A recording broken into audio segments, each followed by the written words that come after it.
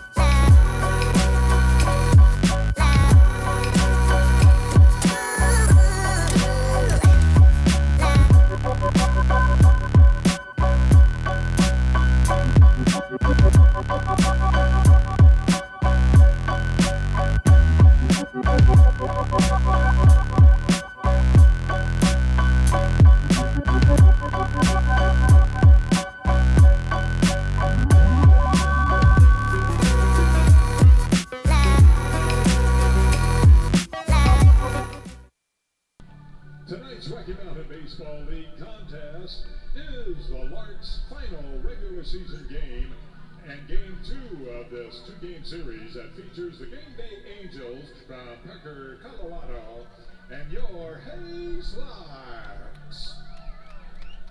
The Larks enter tonight's game at 33-8 on the season and at 23-4 in the Rocky Mountain Baseball League.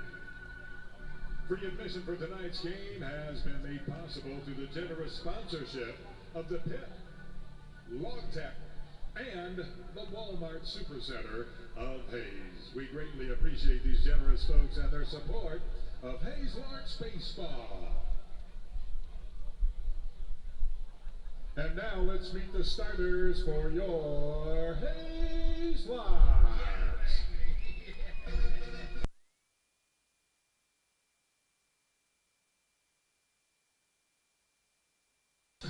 Leading off and playing second base from the University of Texas at Arlington, number 2, Tanner Rice. Batting second from Arizona Western College, the third baseman, number 4, Ben Ferenzi. Batting third, the designated hitter from the University of Arkansas, number 30, Ben McLaughlin. Batting fourth, the first baseman from the University of Oklahoma, number 28, Cade Brown. Batting fifth, playing left field from the University of Tennessee, number 33, Dylan Driley. Batting sixth, playing center field from East Tennessee State, number 8, Leo Shimeon. Batting seventh, the right fielder from Creighton University, number 1, Jack Togosia. Batting eighth and catching for the Larks from Seminole State College, number 5, Jackson Halter. And batting ninth, the shortstop, tonight's A Street Liquor Beverage batter from the University of Tennessee, number 3, Austin Jaslow. Tonight, making the pitching start for the Larks, 2-0 on the season from the University of Tennessee, number 34, Caleb Meredith. Ladies and gentlemen, in his 40th season with the Larks, please welcome the head coach, Mr. Frank Leo. Larks pitching coach is Keith Harper. Assistant coach is Dusty Grader.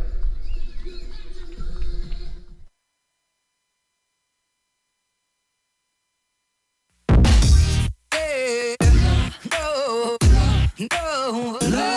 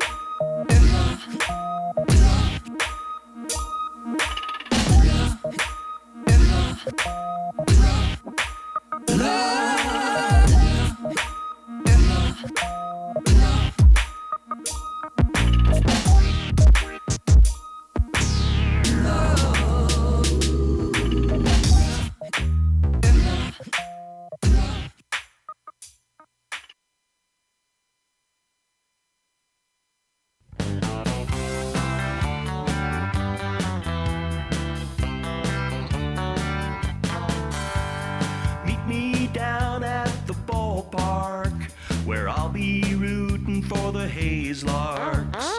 All of my friends are gonna be there too. Nothing in the world I'd rather do than grab a hot dog burger and a cold beer. You'll hear me yelling out a big cheer, 'cause whether they win or whether they lose, I'll be rooting for the Hayes Larks. Hayes Larks! I'll be rooting for the Hayes Larks. I can't wait to see a home run. I know for sure there's gonna be one. I'll call out the players by their first name. Sure am glad I made it to the game. Rain or shine, I'm gonna be there. If the stands are full, I'll bring a lawn chair. So join me down at the old ballpark. I'll be rooting for the Hayes Larks. Hayes Larks! So join me down at the old ballpark. I'll be rooting for the Hayes Larks. Hayes Larks!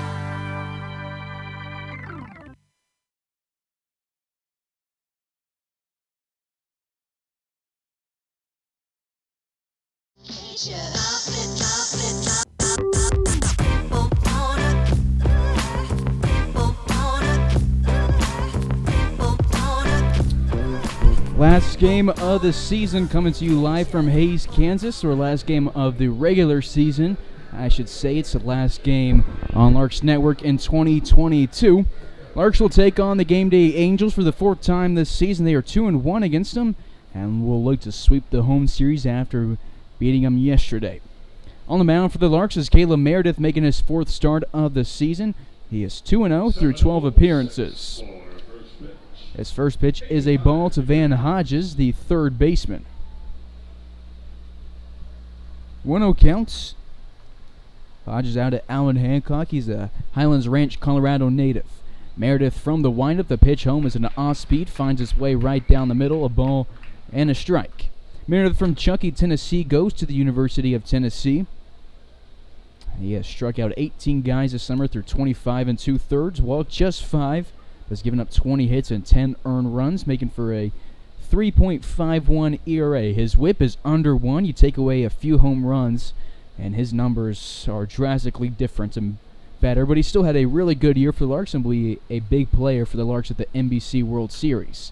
2-1 pitch is sent to left field where Dylan Dreiling drifts back. He is looking up, and it'll be a leadoff solo shot for Van Hodges. Caleb Meredith, that has been his kryptonite, is allowing the home runs. The Angels had a solo shots yesterday. And they will start the game off here and take a 1-0 lead. Now batting the second baseman number 4, Joe Finder. Home run number 3 this season for Van Hodges in his 27th game. Caleb Meredith has now given up 5 home runs through 25 2/3.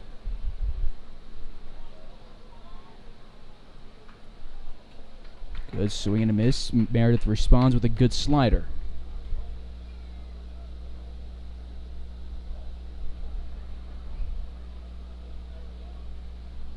Bases empty, nobody out to the second batter of the inning. Off-speed fools him. Quickly 0-2 to Joe Finder. Finder out at Garden City Community College. He's a Lincoln native. Larks coming into this game 33-8 on the season. They're 23-4 in league games. This is a league game, the last of the year. Angels 12-14 in league play. Quite a few games back from Liberal. Larks just in second place, clinching a bid to the NBC World Series. Well, they will play the Austin Shockers at 3 p.m. tomorrow. So it's going to be a quick, tough turnaround going from playing a night game in Hays to an afternoon game in Wichita. 2-2, Meredith home from the windup. Swung on a miss, strikes out his 19th of the season to get his first out on the bump of the day. One away, bases empty in a 1-0 contest as Drew Sackett makes his way to the box. Sackett out of North Dakota State University.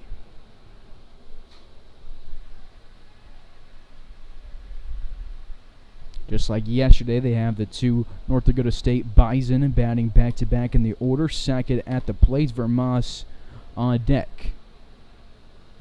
Sackett yesterday 0 for 3, striking out 2 times, and the 4-3 loss for the Angels, a 4-3 win for the Larks.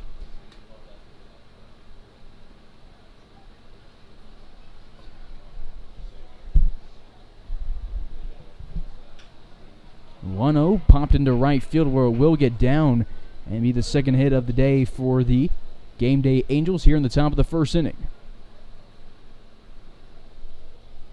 Sackett sitting at first base as Vermas comes the dish. He's the DH. Now to North Dakota State. He's an Omaha native.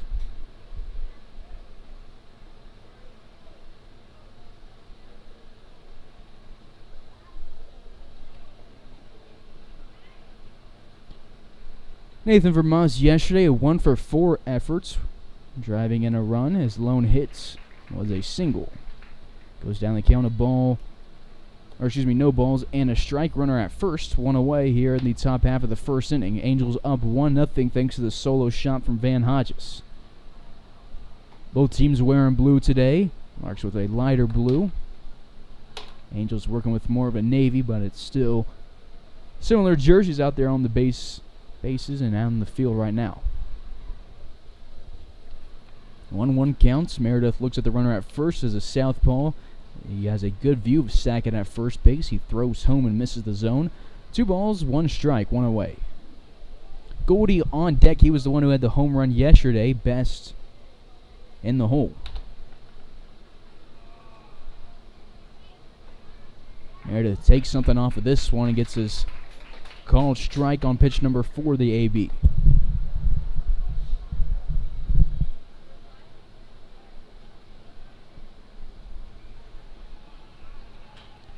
Two hangs in the air. The breaking ball drops into center field. Running from first to third is Sackett as another 2-strike hit occurs.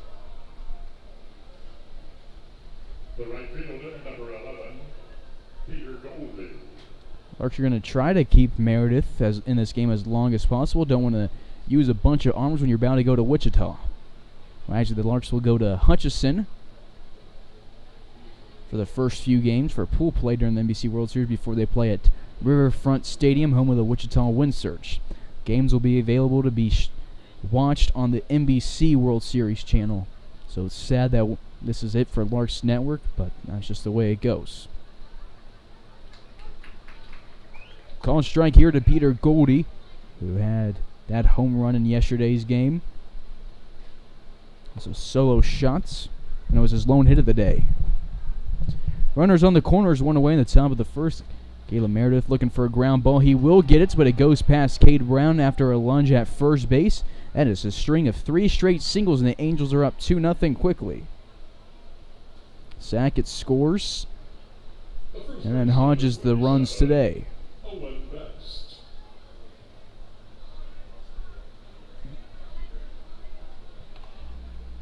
2 on, 1 out, and a 2-0 ball game. Best to the plates.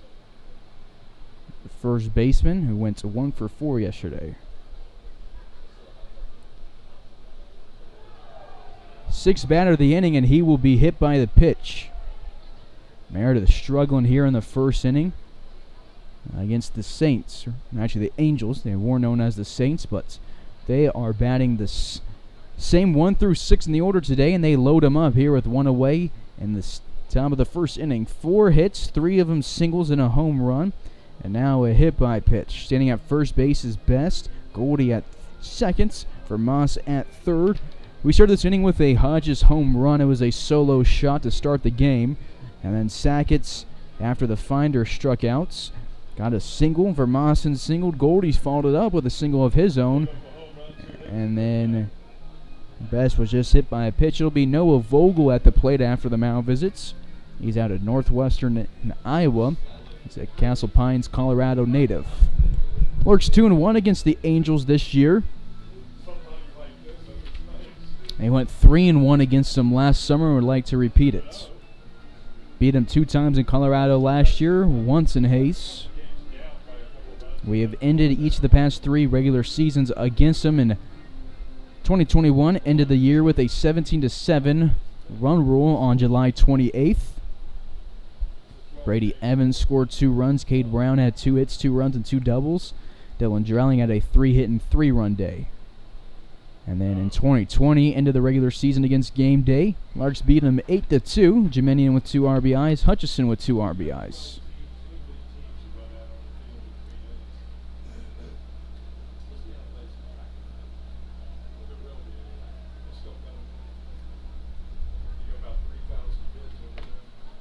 Bases loaded, still only 1 away. As we go to the 7th batter of the inning, it's Noah Vogel, the center fielder. Called strike here on the first pitch. Angels with 2 runs and 4 hits today through just 1/3 of an inning. Caleb Meredith's last outing on the bump was against the Denver Cougars on Saturday, July 23rd, just a few days ago, where he gave up 3 hits and an earned run through 2 innings.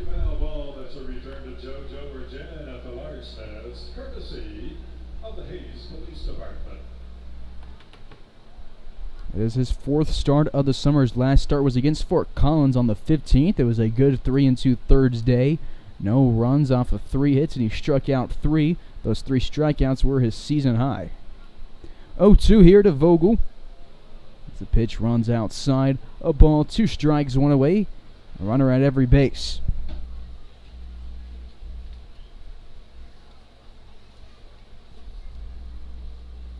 Seager on deck, Boone in the hole for the Angels. Vogel at the plate yesterday was the 8 hole, where he went 1 for 3 with a walk. Grounds this one past his first base coach, and it will be staying at a 1-2 count to the 7th batter of the first inning. Meredith pitched against the Angels on June 10th, and that's a loss in Colorado. Through 2 innings, gave up 3 hits and 3 earned runs, but did not pick up a decision. He struck out 2. ERA came into this game at 3.51. It'll rise a little bit after 2 earned runs through just 1/3 of an inning. The 1-2 pitch will miss outside as a 2-2 counts.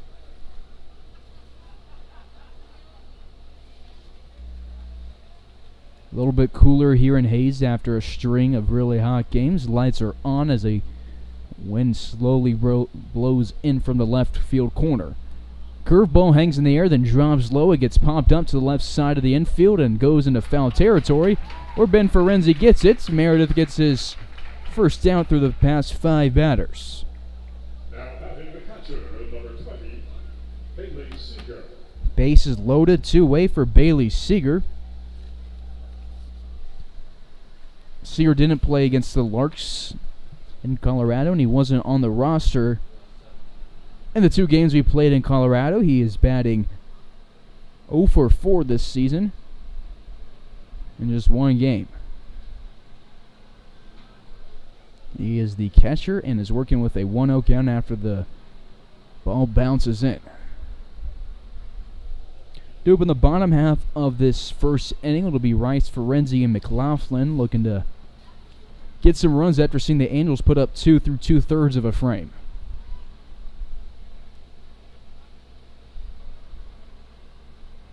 One-0 from Meredith above the letters. 2 balls, no strikes, 2 away, bases loaded. For Moss at third, Goldie at second, Best at first base. Angels have lost 6 of their last 7. Looking for their first win in a few days. They're 2-9 on the road this year, 0-1 at Larks Park. And Meredith needs to throw a strike. Don't want to walk in a run. It's a 3-0 count for this pitcher. This pitch misses at the feet of Seager.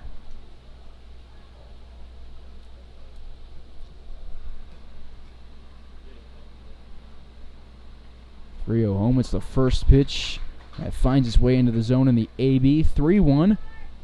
2 away. Bases loaded. Angels with 4 hits and a hit by pitch today.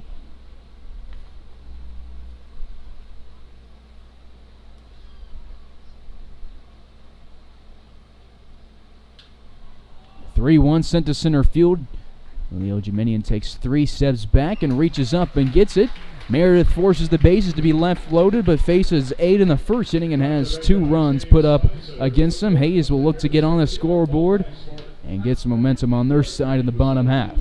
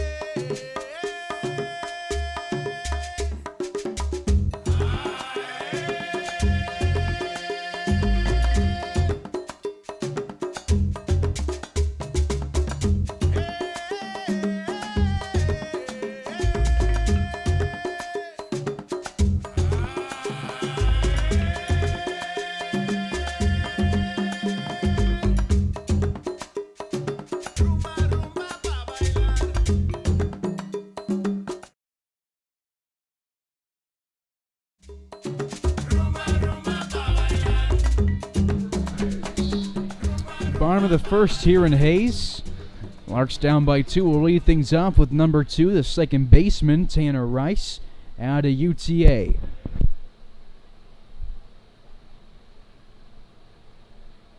Rice playing in his 29th game for the Larks. He's batting .316 this summer with a .455 on base percentage. Had yesterday off, but he did run as a courtesy runner. 1-0, he lines into left field and will get a leadoff hit for the Larks. He's now on a 3-game hitting streak, headed to the NBC World Series. He stands at first base here in Hayes. As Ben Ferenzi will make his way to the plates. Ben out of Melbourne, Australia.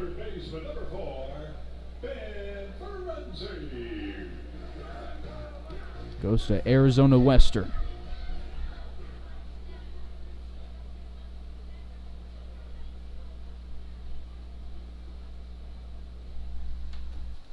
Ben this year against the Saints, 3 for 8 with 2 RBIs, his hits, 2 singles, and a double.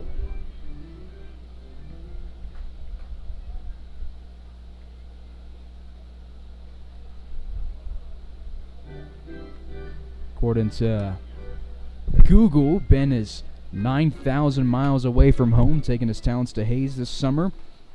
Played a lot of ball in Australia, spent this past year at Arizona Western, where he'll still have 1 year of eligibility left there, along with Larks teammate Chris Echevarria. This Matador sends it into right field where Goldie is moving back. He finds it up in the sky and gets the out. Might be tough to find balls tonight. There is a very overcast sky here. It'd be easy to lose one. Designated hitter from the University of Arkansas, number 30, Ben McLaughlin. Ben McLaughlin to the plate. He's making his Larks debut. He was supposed to be on the team to start the season, then just had an injury and surgery and just didn't quite recover as quick as he thought he would, but is now joined the Larks roster today and will be playing with us for the NBC World Series. He absolutely raked at Hutchinson the past year. He will be headed to Arkansas to play for the Razorbacks. He's a 6'3" sophomore out of Golden, Colorado. Played in 61 games for Hutchinson. Saw National and League Player of the Week honors. Had 2 different hitting streaks, a 13 and a 16-game hitting streak. Led the team in runs, hits, doubles, walks, average on base percentage, slugging, and OPS. He racked up 19 home runs with 88 hits. On base percentage sitting at .511 with an .804 slugging percentage. Jack Terosian, a fellow Hutchinson Blue Dragon, would have led the team in a lot of stats had it not been for the guy at the plate, but those two guys were a dangerous, dangerous duo for all the teams in Kansas at the JUCO rank. He will go down swinging, however, against Aiden Biaggi after a leadoff single from Rice. Larks get a flyout and a strikeout. There is 2 away. University of Oklahoma, the first baseman, number 28, K. Brown. Brown to the box with Drawling on deck. Brown, the first baseman, had a great day yesterday. It was a 3-for-3 game. We'll get his first look at Aiden Biaggi. Biaggi 1-0 this season through 17 appearances. This is his 8th start of the summer. He's a Colorado Mesa commit out of Aurora, Colorado. The ground ball goes to Sackett, who has some trouble with it, fielding it. Cade Brown would have been safe at first base, and then has an errant throw that allows Tanner Rice to go to third. And the Larks keep the inning alive thanks to the E6. Rice at third, Brown at first base, runners on the corners with 2 away. From the University of Tennessee, the left fielder, number 33, Dylan Riley. Dylan Dreiling at the plate. He's the left fielder. Headed to Tennessee. Biaggi on the bump from Grandview High School. Was ranked as the 62nd best player in Colorado in his graduating class this year by perfect game. At Grandview High School, this past year he pitched in 11 games. 10 of them starts, went 7-2 with a 2.95 ERA. 2 of his appearances were complete games. He struck out 122 guys the past 2 years at Grandview. A ball and a strike to Dreiling. 2 2022 high school graduates facing up against each other.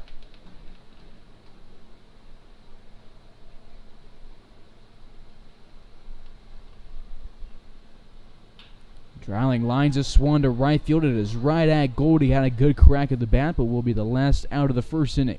Despite the single and the air, the Larks aren't able to get Tanner Rice home. So we will go to the second inning. Hayes down by 2 in Hayes.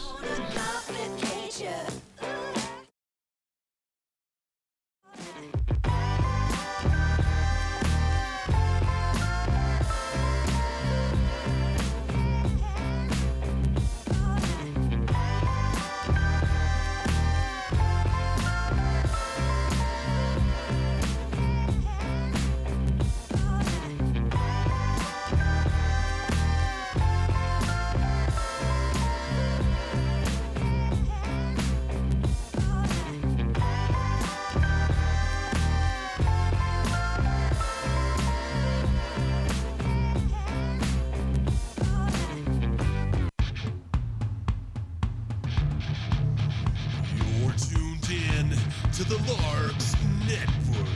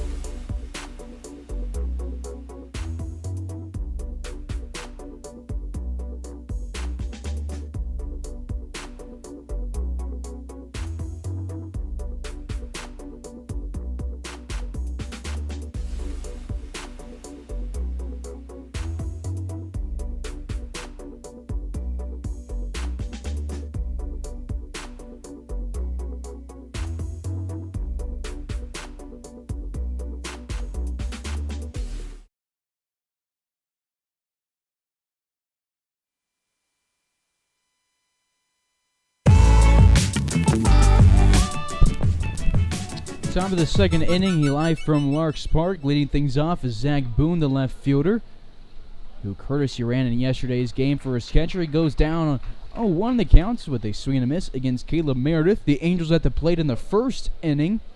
4 hits and a hit by pitch. They scored 2 runs and left the bases loaded.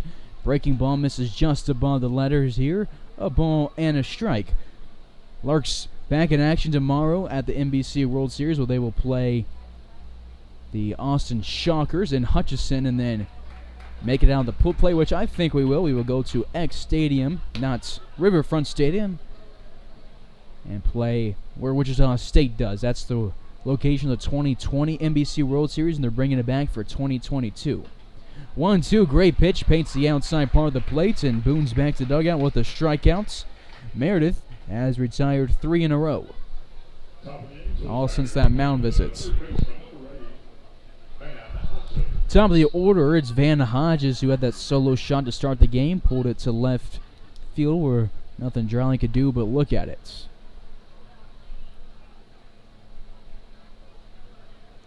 Hodges has played in all 4 games against the Larks this season, where he is 8 of 14 at the plate with 6 singles, a double, now a home run.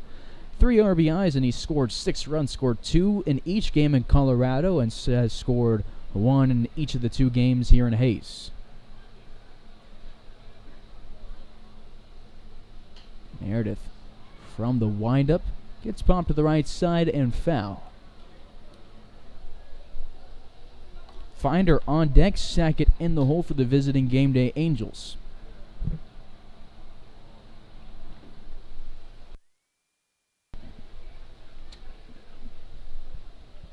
That strikeout from Caleb Meredith was his second of the day, number 20 on the season. 1-1 delivery sent to left field on a line drive. Over the head of Austin Jasla for a 1-out single. Hodges now with a 2-for-2 day with a single and a home run. It's a solo shot, so just 1 RBI on the day for him, but he's standing at first base. To the 2-hole, Joe Finder out of Lincoln, Nebraska. Meredith home, goes for the outside corner, doesn't catch it. 1-0 counts. Angels now with 5 hits today, 4 singles. The other one is a home run.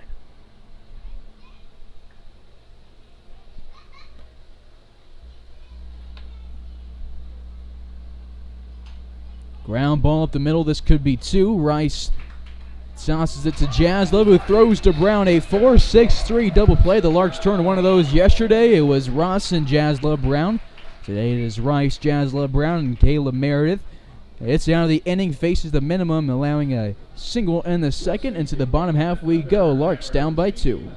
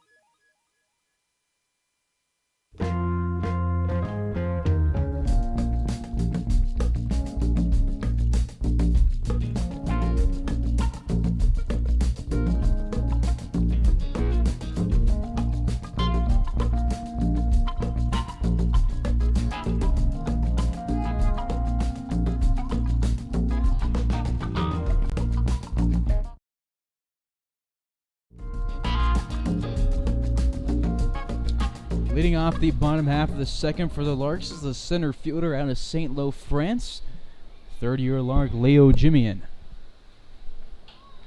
Sends his first pitch on a ground ball on the left side where it will miss foul. No ball and a strike. Jimian in his career against the Angels, 9 of 36 at the plate with 9 RBIs, and he scored 5 times. His 9 hits, 2 home runs, and 7 singles. This year against the Angels, he is 7 for 2 after an 0 for effort yesterday. Line drive into left field, it will be foul. 2 foul balls pulled. Nobody out, nobody on for Dominion at the plates with an 0-2 counts.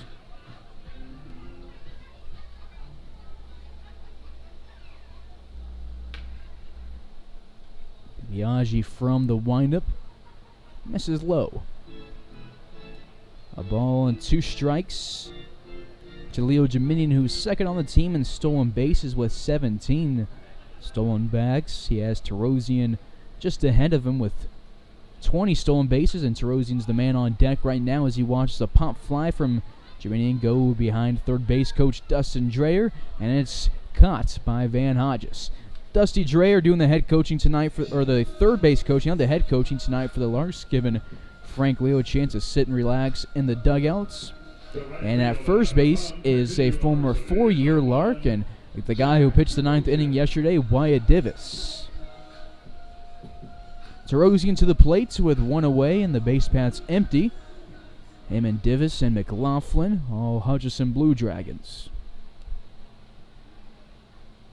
Divis started at Hutch, went to UTA. Jack started at Hutch and is going to Creighton. And Ben McLaughlin spent the past 2 years in Hutchison and is going to Arkansas. 1-0 count to the Larks right fielder, who against the Saints this year is 2 of 11 with 2 doubles, 2 runs, and a RBI. 2 balls, no strikes to the Larks right fielder headed to Creighton. It's his 39th game of the summer. He has only had 2 games off all year, and he leads the Rocky Mountain Baseball League in games played. 2-1, he swings and misses at. 2 balls and a strike. Jack has scored 47 runs this year. That is a ton. He has averaged at least a run in every game this season.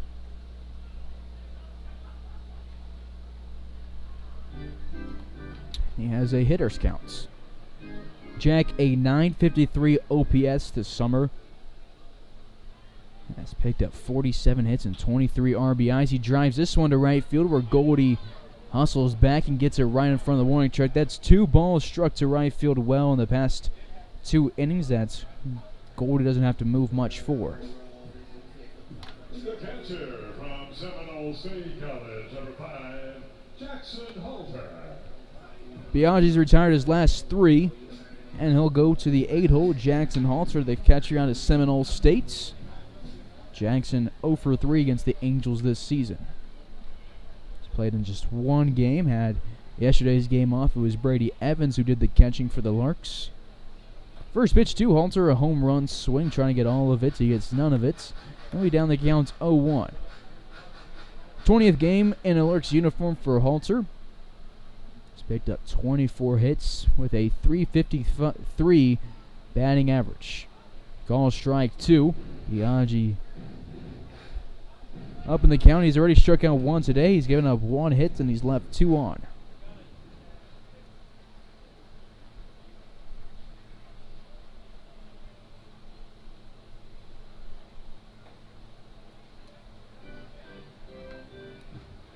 Pitch inside. First ball, the AB 1-2.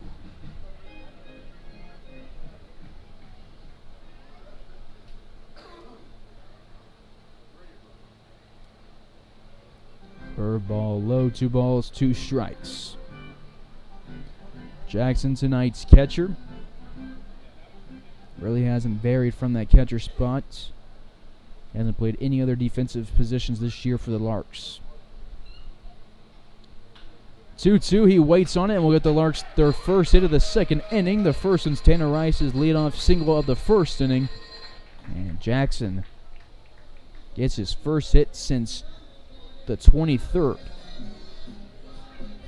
Tonight's 8th Street Liquor Beverage Matter, the shortstop from the University of Tennessee, number 3, Austin Jaslov. Courtesy runner for the Larks, number 25, Cam Walton. As Austin Jaslov comes to the plates. Jazz batting at the bottom of the order for the first time as a Lark. This year against the Angels, Jazz 2 for 8 with an RBI and a run scored. Check down at Cam Walton at first base. He's back in head first safely.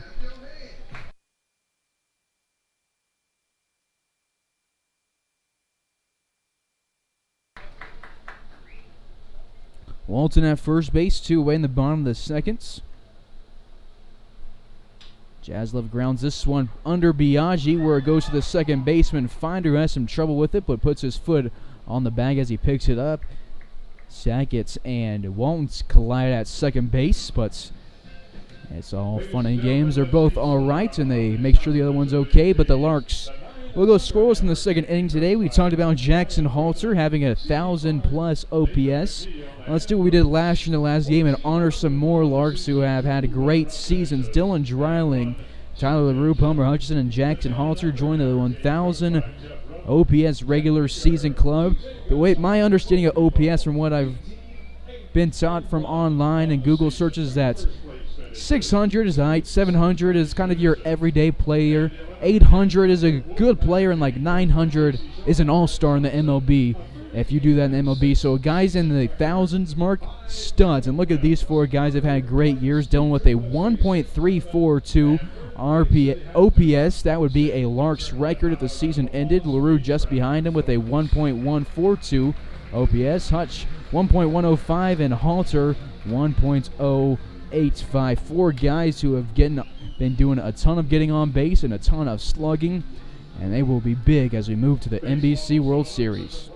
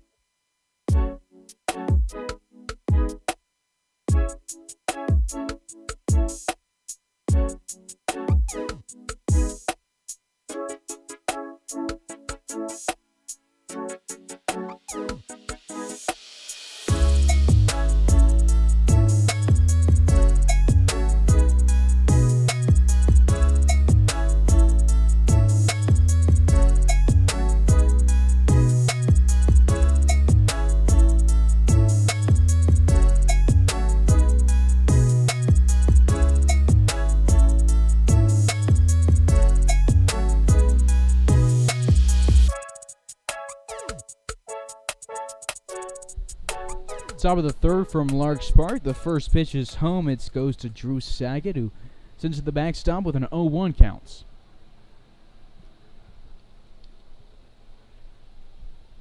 Vermas on deck. Goldie in the hole. Meredith from the windup. The 0-1 is home. It goes right to Tanner Rice. Scoops it up off the turf and throws to Cade Brown at first. We're talking about the OPS guys at the end of the last inning. 4 guys with 1,000+, but Brown, Gruel, and Evans all with great seasons. Brown and Gruel at 994, just a little bit short of the club, and Evans at 989, just so close to club. Those guys are having great years. No balls and a strike now after Vermas takes this one looking. Sackett is 1 for 2 today with a single and a ground out. Vermas 1 for 1 today with a single. He'll get a second one here as it drops in left field. It's a 2 for 2 day. And he's back at first base as the designated hitter. The right fielder, number 11, Peter Goldie. Peter Goldie to the box, had a home run yesterday and a single here today. Goldie out of Metro State in downtown Denver. He's a Centennial, Colorado native.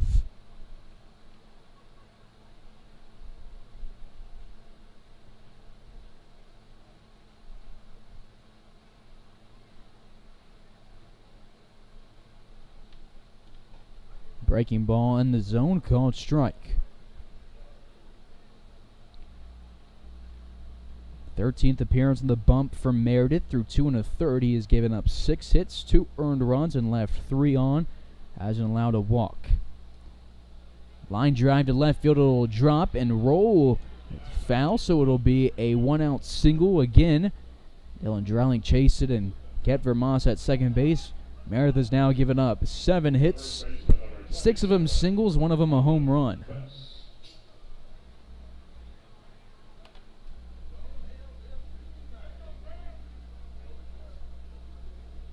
Owen Bass to the plate. He was hit by a pitch in the first inning.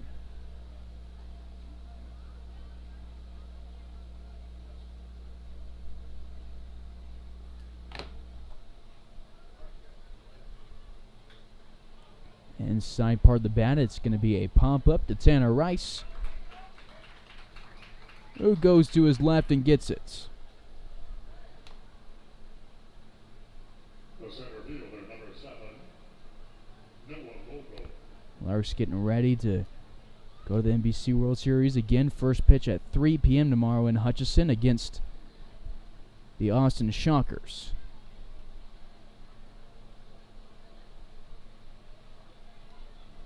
Also take on the Lone Star Kraken and the Seattle Studs in pool play.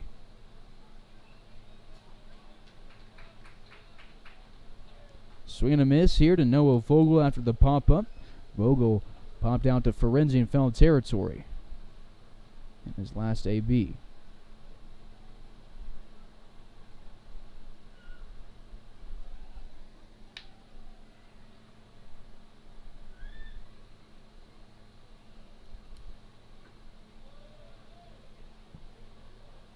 A ball and a strike, 2 away. 2 on and with 2 outs here in the top of the third. Duo for the Larks in the bottom half of the inning. Rice, Ferenzi, and McLaughlin, top 3 in the order. 1-1 fly ball to the left side. It will be into the fan pavilion where people start to duck and it drops away from the crowd. Big night tonight at the ballpark. They're honoring a bunch of Little League teams, so it is packed with fans. Like always, with that fan pavilion is full of standing room only.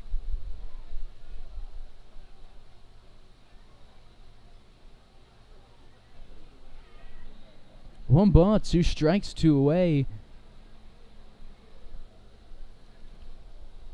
So the center fielder, who is 0 for 1 today, is now 0 for 2 as Meredith gets the strikeout to end the top half of the third inning. Gives up 2 more hits, but picks up strikeout number 21 on the season. The Larks down by 2 as we go to the bottom half of the third here in Hayes. I'll be rooting for the Hayes Larks. Hayes Larks.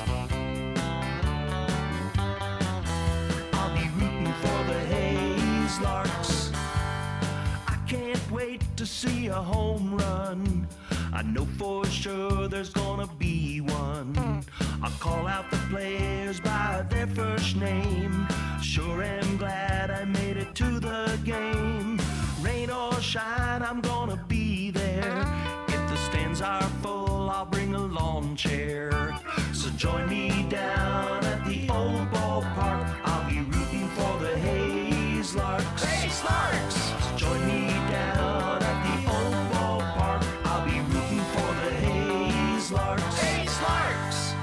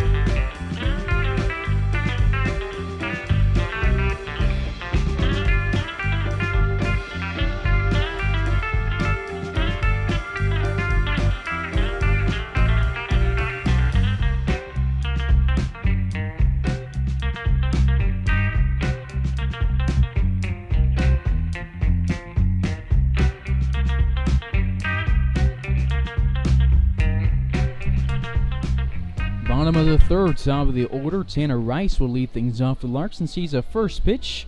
Miss outside, 1-0 counts. To the guy who led off the bottom of the first with a single. He got all the way to third base but was stranded there. Ground ball this time to the right side where Finder slides for it. Our second baseman grounds one past theirs. And we'll get a leadoff single here to starts the bottom of the third inning. Scoreboard shows E4, but I'm going to give Tanner the hits. Now a 2-for-2 day.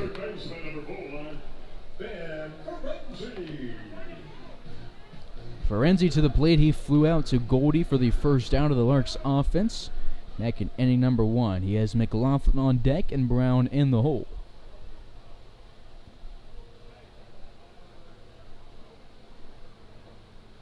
Curveball inside, 1-0 counts. Biaggi on the bump has given up 3 hits. Still left 2 on base. No walks, no runs. 1 strikeout.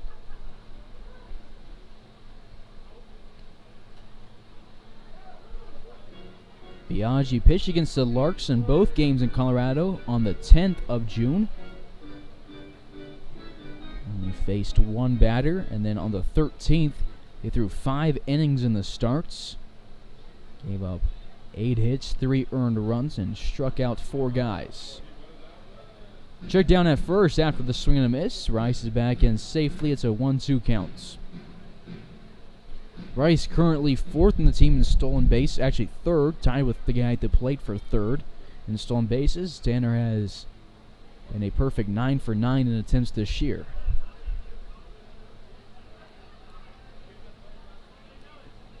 One-two count. Biaggi and Seeger both concerned with Rice at first base. Biaggi goes home and will miss the zone. 2 balls, 2 strikes to Ben Ferenzi.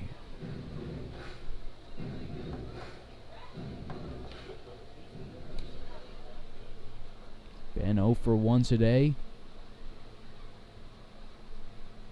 This is his 35th game as a Lark. 32 hits, 34 runs, and 24 RBIs. Line drive to the right side is foul. 2-2 will stay the counts. Rice at first base looking to score his 31st run of the season. That's his 2-for-2 efforts.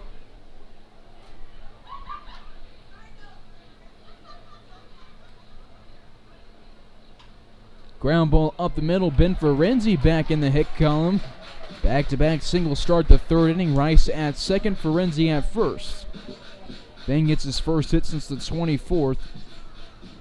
Gets 2 on. The designated hitter in number 30, Ben McLaughlin. Tanner Rice sitting at second base now with 11 multi-hit games. 10 of them 2-hit games. 1, he had a 4-hit game back on June 11th against the Cougars. All singles where he scored 3 times. Ben McLaughlin to the plate. We're letting you know about his Hutchison stats in his last at-bats, but that was just this past year. But in his freshman year, he was second on the team with doubles, home runs, RBIs, walks, average, and slugging. He has led the Blue Dragons in batting average the past 2 years. Played in 110 career games for the Blue Dragons, slugging .757 his career with 32 home runs, 141 RBIs, and 148 hits. Sends this one to right field where Goldie takes 1 step to his right. Rice is tagging at second but will not advance to third as the throw goes to Hodges as Rice retreats back to second base. McLaughlin now 0 for 2 as a Lark with a flyout and a strikeout. Number 28, K. Brown.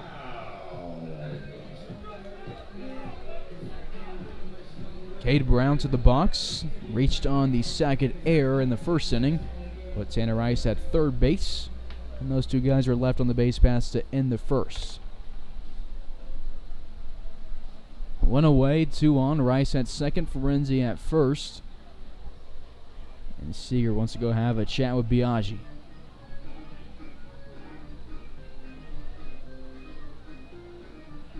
Seeger getting his first look at the Larks bats today. His first time catching.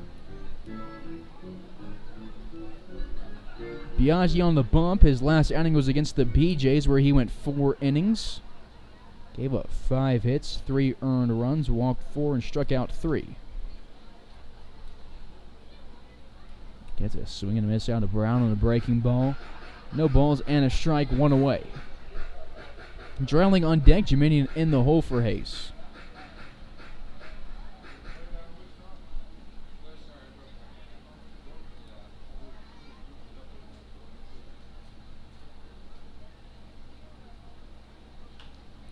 Fly ball from Cade Brown goes to the right side, chasing at his best in foul territory. He looks up as it drops on the other side of the foul fence. 0-2 counts.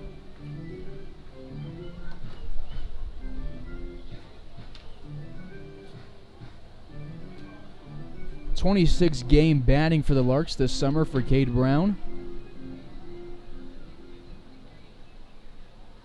And he's made 6 appearances on the bump.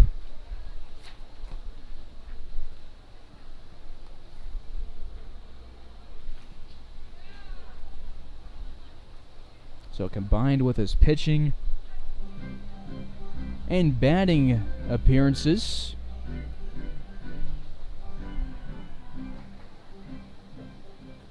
he has now appeared in 68 games for the Larks the past 2 years. 2 on, 1 out, 1-2 count for Brown. Sends this fastball foul. We will stay 1-2 with the counts. Cade in his career against the Angels, 9 for 16 at the plates with 5 RBIs and 5 runs scored. 2 home runs, 3 triples, and a hit by pitch. This year, against them, 7 for 12. Had a home run yesterday, was a solo shot, and then back in Colorado had a 3-run shot against them. Watches the 1-2 miss inside. 2 balls, 2 strikes to the Oklahoma Sooner.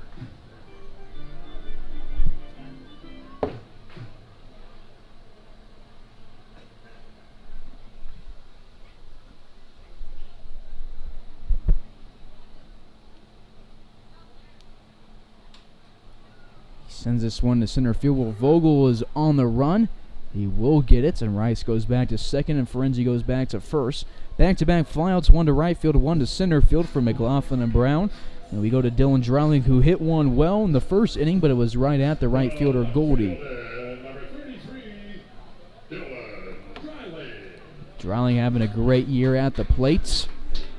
Would be in the top 4 in 5 different Larks category single season records if the season ended right now. It would set the slugging and OPS record. It would be second behind his first base coach tonight, Wyatt Divis, for the OBP record.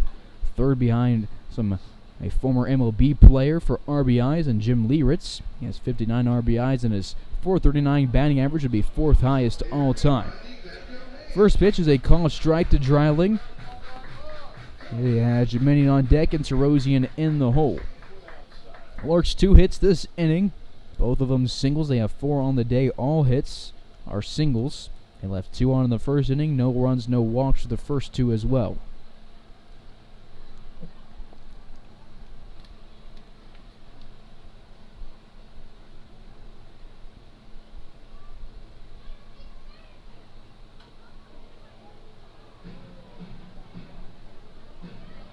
Dylan also up in the slugging rankings.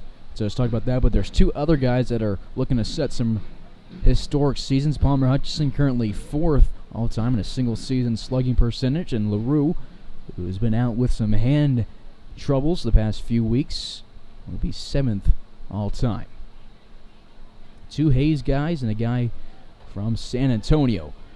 Both guys take off. Tanner Rice now 10 for 10 on the base paths, and Ferenzi 10 for 11. 2 in scoring position, and on the double steal, it is a 1-2 count.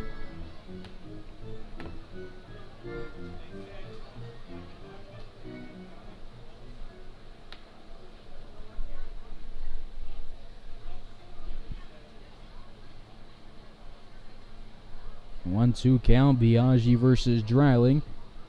Biaggi's pitch is home. Dreiling sends it off the end of his bats over the grandstand, out of play.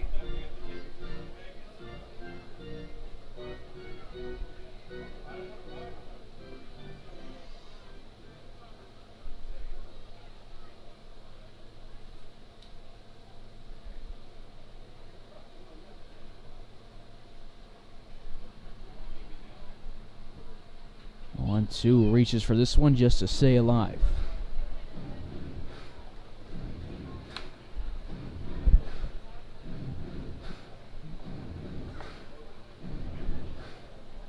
Rice at third base. Ferenzi at second. There's 2 away. Larks start off the inning with back-to-back singles from the second and third baseman, and then got 2 flyouts. 1-2 is home. It'll miss below the knees of Dreiling. 2 balls, 2 strikes.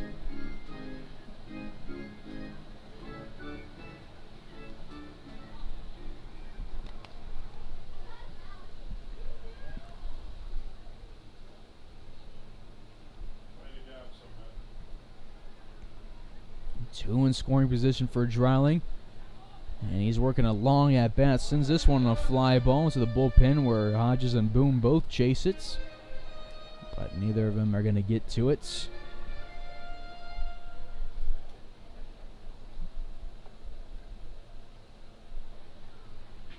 Dreiling against the Angels in his career. 4 for 11. It's 6 RBIs and 4 runs scored. He's also picked up 2 walks, has a home run and a double against him, and has stolen 2 bases. Has also picked up a sacrifice fly. This year he is 2 for 7 against him. 2-2, long at bat. Will he be rewarded as he sends a pop up into right field? He will not, as Vogel makes the catch on the run. Larks, after back-to-back singles to start the inning, fly out twice to center, once to right, and will leave 2 in scoring position. They've now let 4 on today. We talked about the OPS leaders in the last inning. Let's talk about some more guys who just stole some more bases in this inning. Let's talk about our stolen base guys and give them the credit they deserve. Those numbers for Ferenzi and Rice were entering this game. They now have 10 stolen bases, but we have seen a lot of speedy guys in the Larks program, but these guys have been some of the best. Tarosian leads the way with 20 stolen bases. Jeminian just behind him with 17. And then Ferenzi and Rice each with 10. The Larks have been able to score a bunch of runs because of the way they've stolen bases, and especially Jack Tarosian has set himself up with those 20 stolen bases. He has scored 47 runs this season, and it's always big to be able to steal bases, and those 4 guys will be looking to run some more down in Hutchinson and Wichita as they look to bring home the Larks their first NBC World Series crown.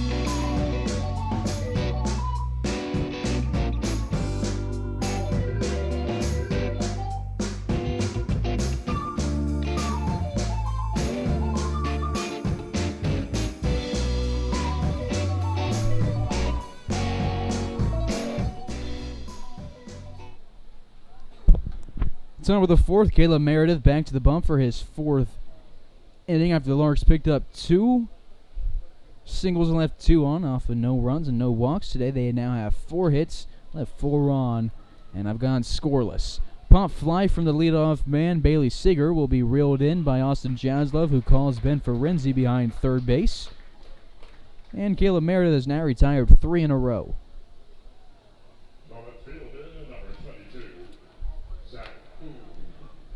Top of the 4th, 1 away. Bases are empty. As we go to Zach Boone, who struck out swinging to start off the 2nd inning.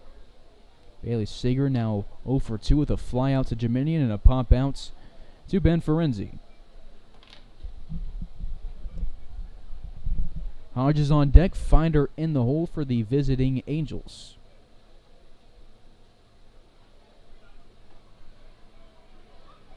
1-0 count. This one will miss the zone. 2 balls, no strikes.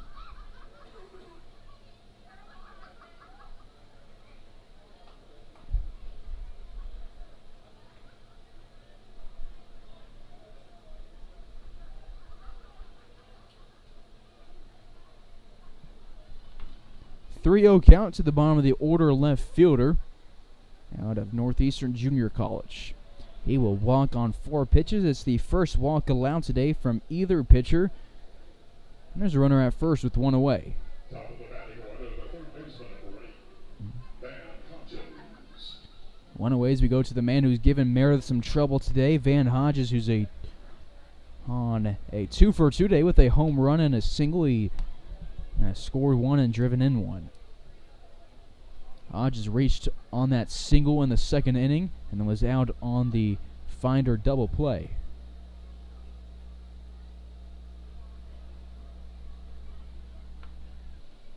Caleb Meredith, after throwing 5 straight balls, will get Keith Harper at the dugout, who wants to have a chat with his lefty for the second time today. Runner at first with 1 away. Larks down by 2 in the top half of the 4th.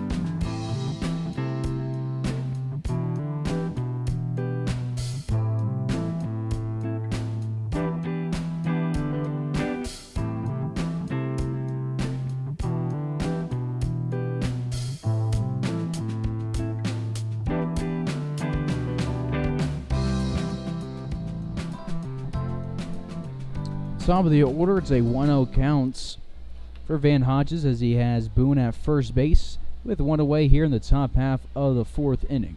Larks down by 2. Angels have been scoreless since that first inning. Since then, they picked up 3 hits and a walk. It was a 4-hit first, and this man at the plate was the one who led off with a solo shot to left field. 1-1 counts. This pitch will miss just outside. Meredith doesn't get the corner call. 2-1 counts. And Hodges goes to Alan Hancock. He's a Highlands Ranch, Colorado native. Runner takes off for second base to save a double play as Tanner Rice picks one up at the middle of the infield, throws it on a bounce to Cade Brown, who scoops it up at first base. And Hodges will be out for the first time today. We're moving into scoring position as Zach Boone. It's a good thing he was taken off, gets himself in scoring position.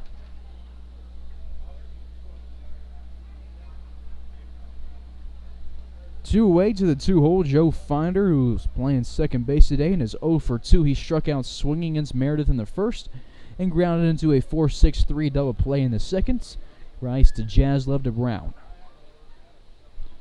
Larks have Ben Baker Livingston throwing in the pen, but not sure if he's coming into the game or is just throwing a bullpen session.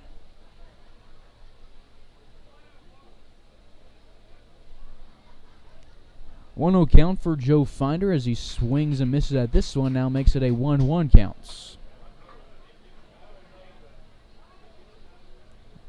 Larks haven't been on the roads for a while. This trip to Hutchinson tomorrow will be the first time at an away stadium since we played the Kansas Cannons earlier this month.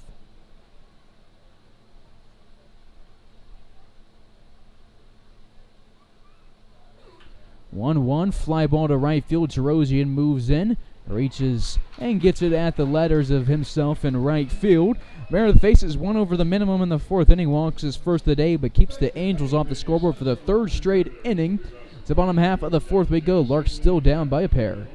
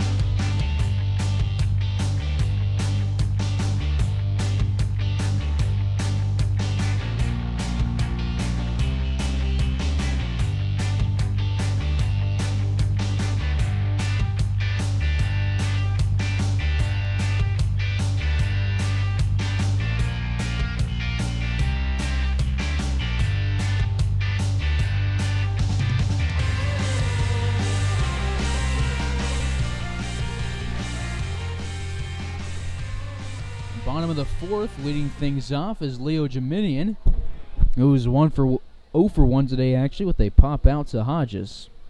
That was in foul territory in the second inning. New pitcher into the game is Jaden Smith, not the one related to Will. That's starting a lot of movies. No, it's the pitcher out of the University of Mary.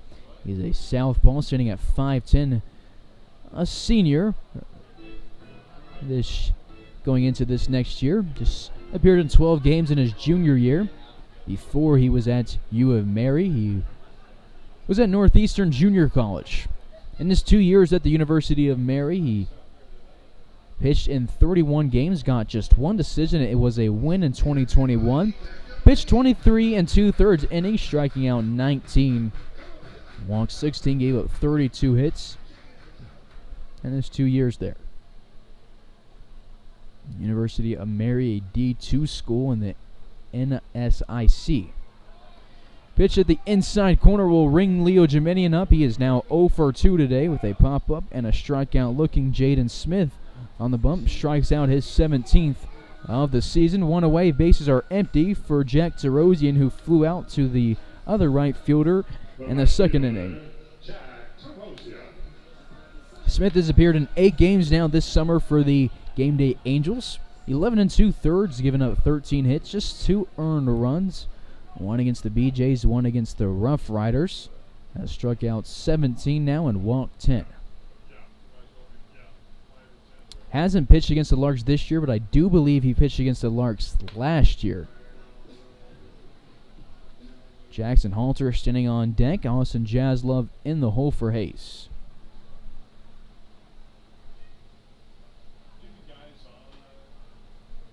Larks with 4 hits today, all singles, no walks, no runs. They've left 2 on, 2 in the first, 2 in the third.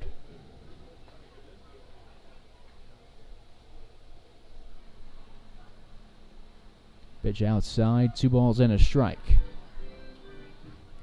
Jaden Smith's last outing was against the BJs, where he threw his second appearance against them in the course of 3 days. Threw 1 in the third, gave up 3 hits, no runs, a walk, and a strikeout.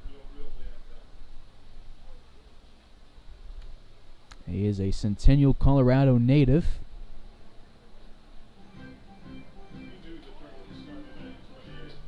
For baseball reference, shows him. Never mind. He goes to school in Bismarck. He's not from Bismarck. I read theirs wrong, but he is a Centennial native, making his first appearance against the Larks this season. His 2-2 pitch will miss low and outside. 3 balls, 2 strikes. It is a full count for Terosian.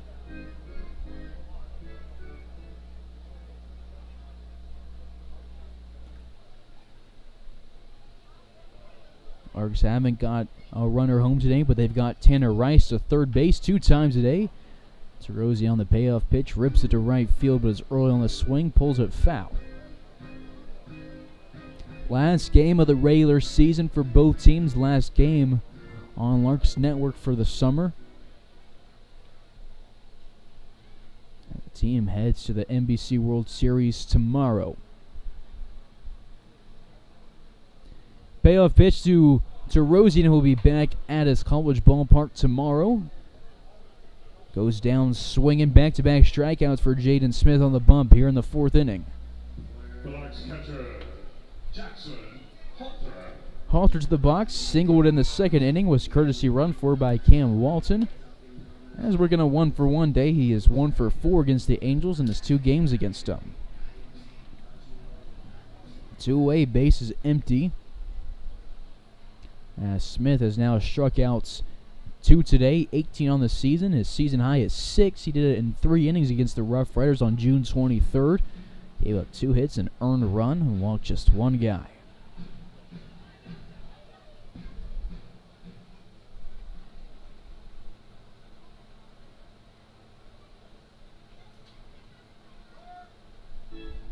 That single from Halter in the second inning was his 15th single of the summer, his 25th hit. Also has 5 doubles and 5 home runs, despite playing in just 19 games before this one. He's been a good bat, but he's had a split time with Tyler LaRue and Brady Evans behind the plate, and has also battled a little bit of injuries early on. Or not early on, but a little bit before this game. Him and LaRue were both out at the same time, so Brady Evans was the lone catcher, and he had to catch quite a few consecutive days behind the plate.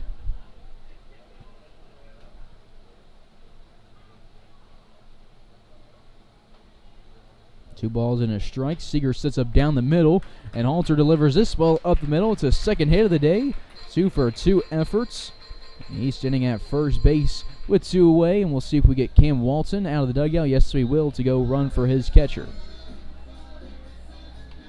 The AC Liquor Beverage batter, the shortstop, Austin Jaslow.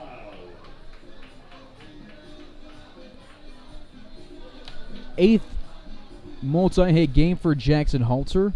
Cam Walton, the courtesy runner, It is his 5th 2-hit game. He has 2 3-hit games, one against Junction, one against the Rough Riders, and then had a 5 for 6 game against the Rough Riders, where he had 2 singles, a double, and 2 home runs. Following up the single from Halter is Austin Jaslow, sends this one into right field as the Larks get their beverage batter his first hit of the day and get fans half-price drinks for the remainder of this 4th inning. They all rush down there because they've only got 1 out to work with. Top of the order, Tanner Rice, who's 2 for 2 today with 2 base hits. He has a runner at scoring position. The first time today he's not leading off an inning. So we'll see what he can do with Cam Walton at second, Austin Jaslow at first. Nobody holding those guys on. The first pitch from Smith is outside. After striking out the first 2 guys, he's allowed back-to-back singles and now fires in a first pitch ball to Tanner Rice. Frenzy on deck, McLaughlin in the hole. Tanner Rice now 4 of 7 this year against the Angels with 4 singles, 2 runs, and 2 stolen bases. Fly ball past the dugout, it's past the bullpen. 1 ball, 1 strike.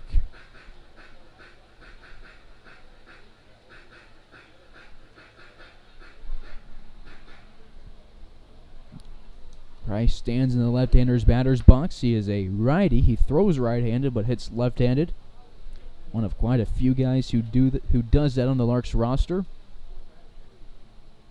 But when I played, that was just never me. I never understood how right-handers could hit left-handed, but quite a few guys do it. Jack Terosian, our 7-hole tonight, who was the second out of the inning, does it. As this one bounces away from Seager, it allows Walton to move to third and Jaslow into seconds.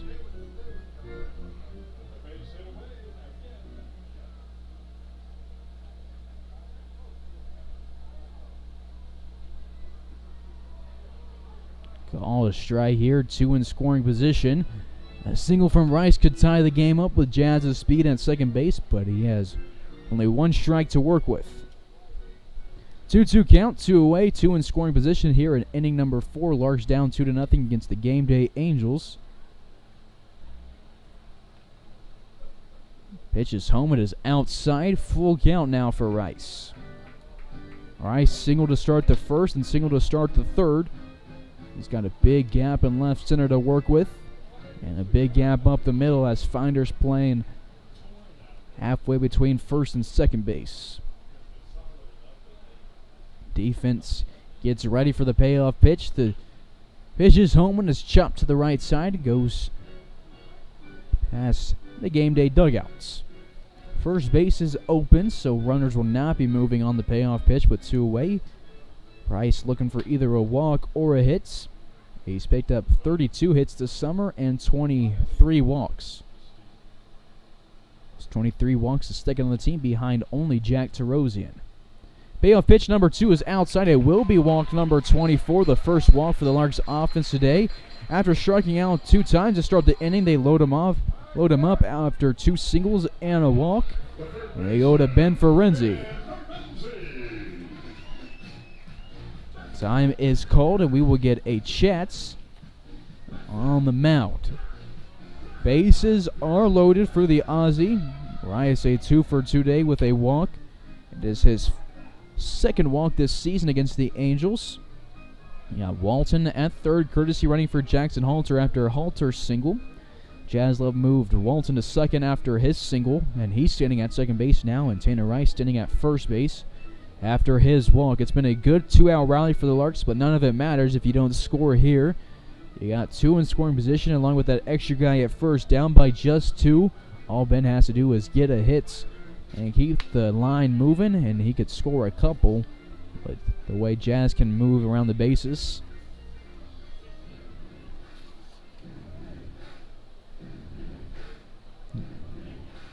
see how the Angels respond here.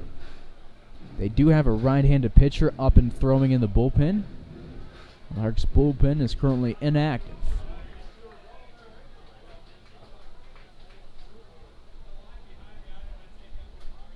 Ben today 1 for 2 with a single. He got to second base, stealing it in the last inning, and is getting his 3rd plate appearance today. Against the Angels, he is now 4 for 10 with 3 singles and a double, along with 1 stolen base. 1-0 count. Smith, the southpaw, goes home. Ferenzi is late on the swing on the fastball and sends it past the dugouts of the Angels.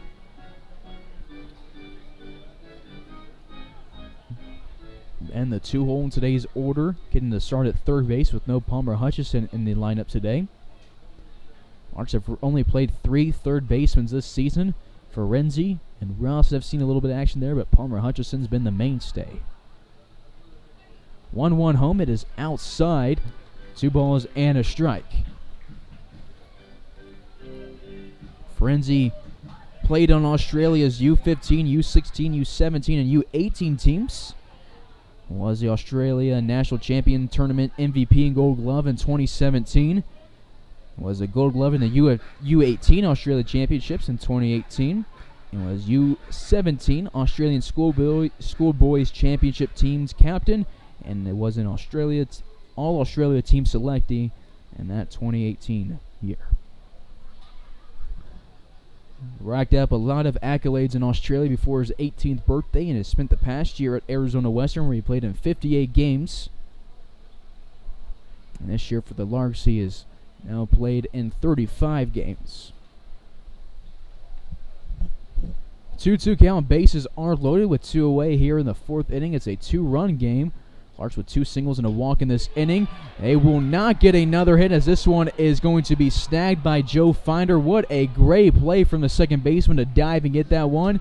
And Rob Ferenzi of a hit and a couple of RBIs. Larks will go down scoreless in the 4th inning after bringing 6 to the plates. That's frustrating right there. Good hit from Ferenzi, but just a good play from the second baseman Finder. Larks trail by 2 as we go to the 5th.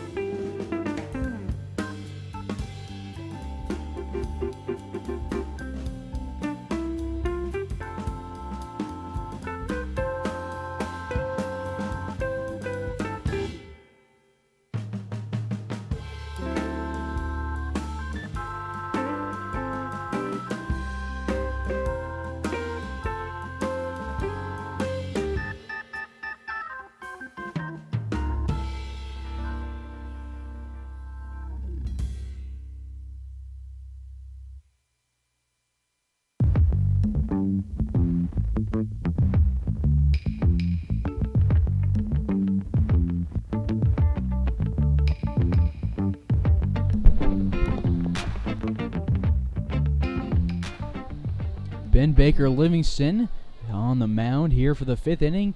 Caleb Meredith, 2 earned runs, 7 hits allowed, a walk, and he leaves 5 on base in his for 4 innings of work. He turns it over to the man out of Richardson, Texas, who sees a ground ball up the middle off the bat of the North Dakota State Bison. Drew Sackett now 2 for 3 today with 2 singles. Runner at first to start off the 5th inning. Larks down by 2 against the Gameday Angels. The designated hitter, number 2, Nathan Vermont. BBL on the bump. His defense still the same from Meredith to start. Drowling, Dominion, and Terosian from left to right of the outfield. Cade Brown at first base. When he looks across the infield, he sees Ferenzi at third. Up the middle is Jaslov at short and Rice at second. And Jackson Halter behind the plate. 1-0 count to Nathan Vermas, the DH, who is 2 for 2 today with 2 singles. This pitch is above the letters. 2 balls, no strikes. Ben Baker Livingston making his 10th appearance on the mound for the Larks this year. He has appeared in 3 relief appearances now, 7 starts. He is 2-1 this year, picking up his last win on his last outing. Went 4 innings in the start against the Cougars on the 23rd. Gave up just 1 hit, no runs. Struck out 4. His ERA sitting at under 3 and his whip at 1.64. 3-0 pitch is a fastball. He allows a single and a walk to start off the 5th inning. There is 2 on with nobody out. Goldie to the plate. He's having a 2 for 2 day after having a home run yesterday. Has driven in another run today. 2 RBIs the past 2 days. Halter goes out, has a chat with Ben Baker Livingston, whose last relief appearance was over a month ago in Dodge City, where he threw 2 innings in relief. 2 hits were allowed, and he struck out 1. 3 runs scored in his outing, but none of them were earned. That was on June 26th, so over a month ago today. All 4 appearances in July have been starts. 5 straight balls, 1-0 count to the right fielder, Goldie, out of Metro State.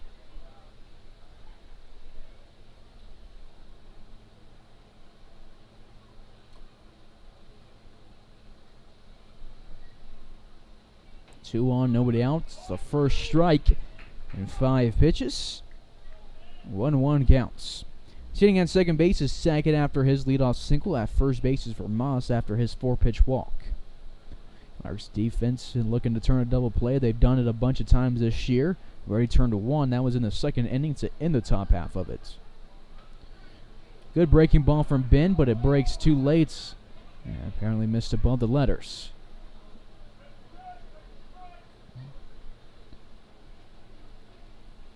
Larks have turned 36 double plays this season. Jaslov has been a part of 16 of them, thanks to that one in the 2nd inning, along with Rice in that 2nd inning. Rice earned his 14th, and Brown was a part of his 15th.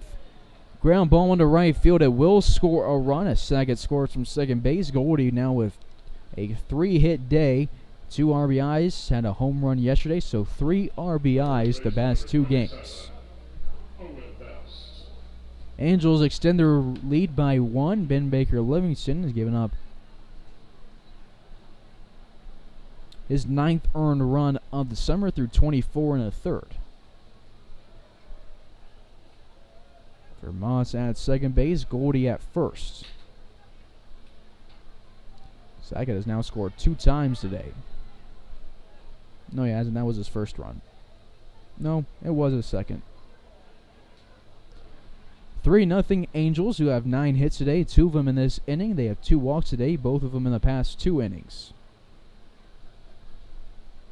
Men will look to settle down. He pitched 2 innings against Gameday in Colorado on Friday, June 10th. Has this one lined back at him where he thinks about going to third and then decides that it's the best move to go to first. And Best will be out for the first time since the 3rd inning.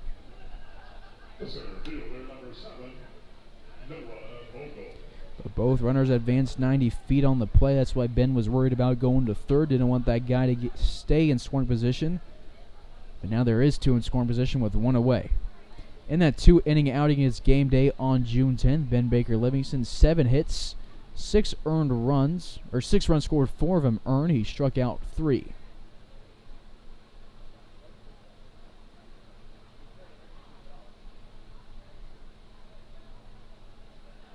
First base is open for Noah Vogel. It's 0 for 2 today. The bottom 4 in the order have had their struggle. They're hitless, but that top 5 in the order has been dangerous as they combined for 9 hits in 4 1/3 innings.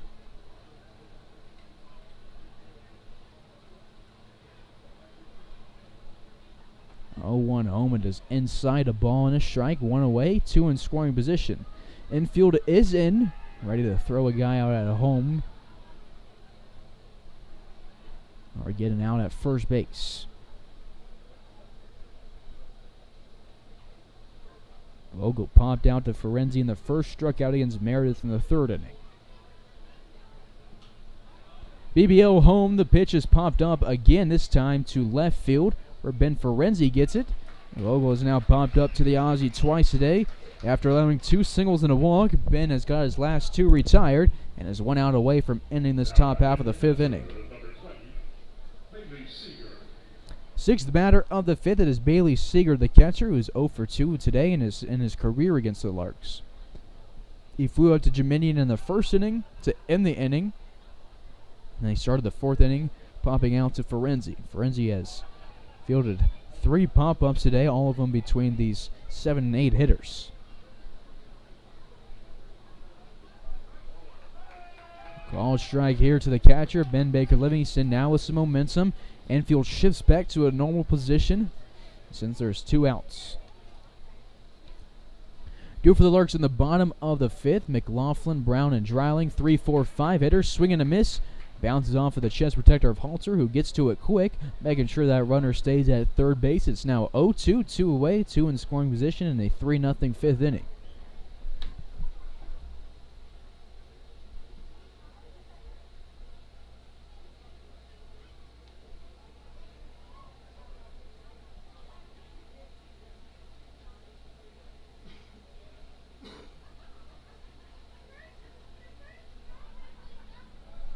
To his home, it bounces in, a ball and 2 strikes.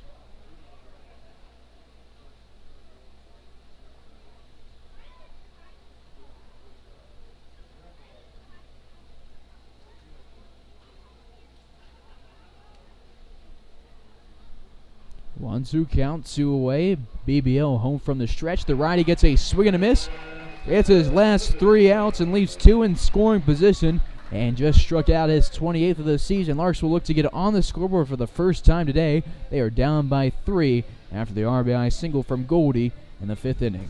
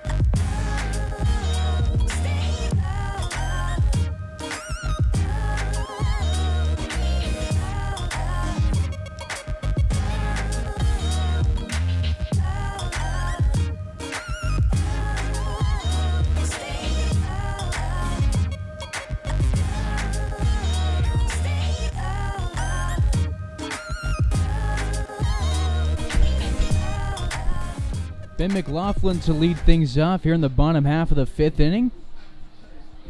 The Angels will go with their third pitcher of the day. It is number 18, Hayden Nerwin, who is an uncommitted pitcher out of Parker, Colorado.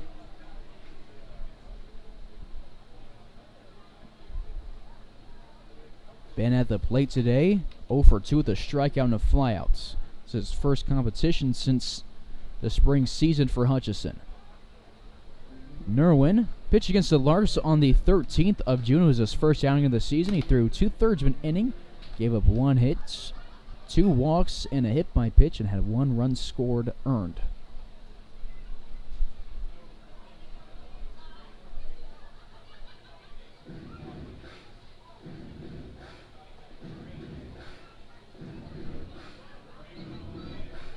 No balls and a strike to the man out of Golden, Colorado. He played 70 games at Golden. Batted .414 with a .541 OBP. Picked up 77 hits. Didn't get his senior season because of COVID. So those are numbers for 3 years. He also pitched at Hutchison. He made 4 appearances there with 3 starts. Struck out 9 guys.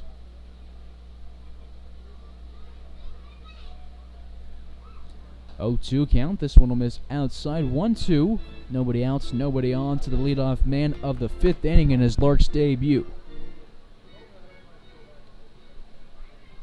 Ben headed to play for the Razorbacks at Arkansas. We'll ground this one foul. Larks are waiting on him to get healthy for him to join the Larks. And then when it looked like he would not be joining the team, they picked up Garrett Gruhl, who's been a huge addition for the Larks, and now they get McLaughlin. So 2 really talented bats join the Larks season a little bit late. 1-2 counts. Ben McLaughlin will go down on 4 pitches as his second strikeout of the day. The Larks first baseman, Cade Brown. That's a talented bat, and the numbers at Hutch show. When you don't play all summer and then get thrown into a game in your first day in Hayes, it's tough to have success. 1 away, base paths are empty for Cade Brown, who was 0 for 2 today. He flew out to Vogel in the 3rd inning and reached on an error in the 1st. Brown swings and misses at this one. No balls and a strike. Larks through 4 innings were scoreless and still are. They have 6 hits, just 1 walk, no runs. They've left 6 on. They left 2 on in 3 innings today. 0-1 to right center field, where Goldie makes a leaping catch, an athletic move to rob Cade Brown of extra bases. Man, that is tough because it was well struck and just kept carrying out to right center. And Goldie had a bad read on it and then just leaped to the last second and reeled it in. It appears to be okay in right field, as the Larks will turn it over to Dylan Dreiling, who's 0 for 2 today. Nerwin has now thrown 8 1/3 this season. He's given up 10 hits, struck out 10. 6 earned runs with 8 walks and 2 hit batters.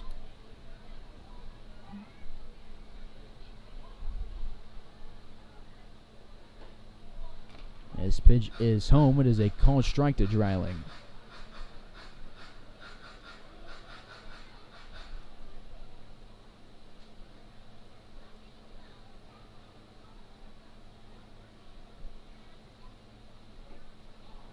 Second pitch inside.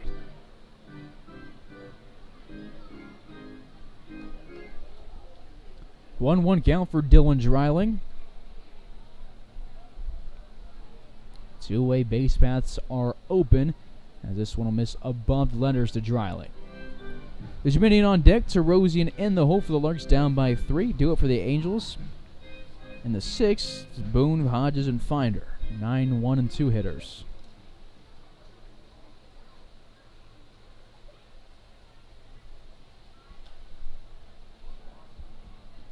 Pitch fouled off.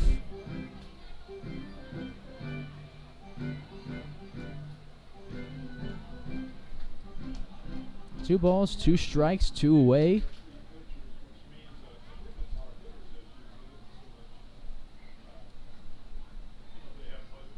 Larks haven't gone 1, 2, 3 today, but they're in danger of doing it here in the 5th inning.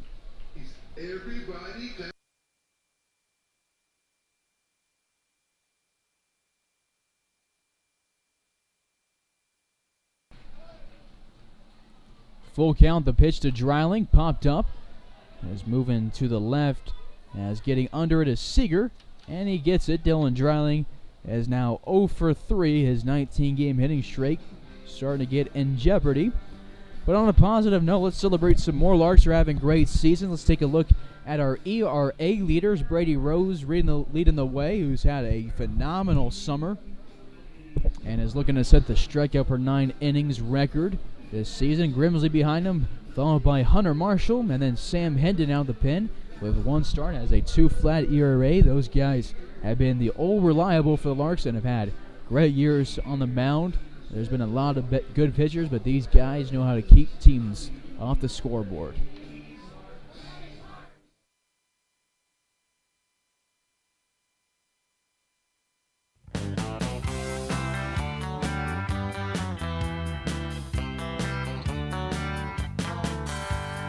Meet me down at the ballpark, where I'll be rooting for the Hayes Larks. All of my friends are gonna be there too. Nothing in the world I'd rather do than grab a hot dog burger and a cold beer. You'll hear me yelling out a big cheer, 'cause whether they win or whether they lose, I'll be rooting for the Hayes Larks. Hayes Larks! I'll be rooting for the Hayes Larks. I can't wait to see a home run. I know for sure there's gonna be one. I'll call out the players by their first name. Sure am glad I made it to the game. Rain or shine, I'm gonna be there. If the stands are full, I'll bring a lawn chair. So join me down at the old ballpark. I'll be rooting for the Hayes Larks. Hayes Larks! So join me down at the old ballpark. I'll be rooting for the Hayes Larks. Hayes Larks! Top of the 6th, Larks down by 3, leading things off is Zach Boone, who's 0 for 1 today with a walk and a strikeout.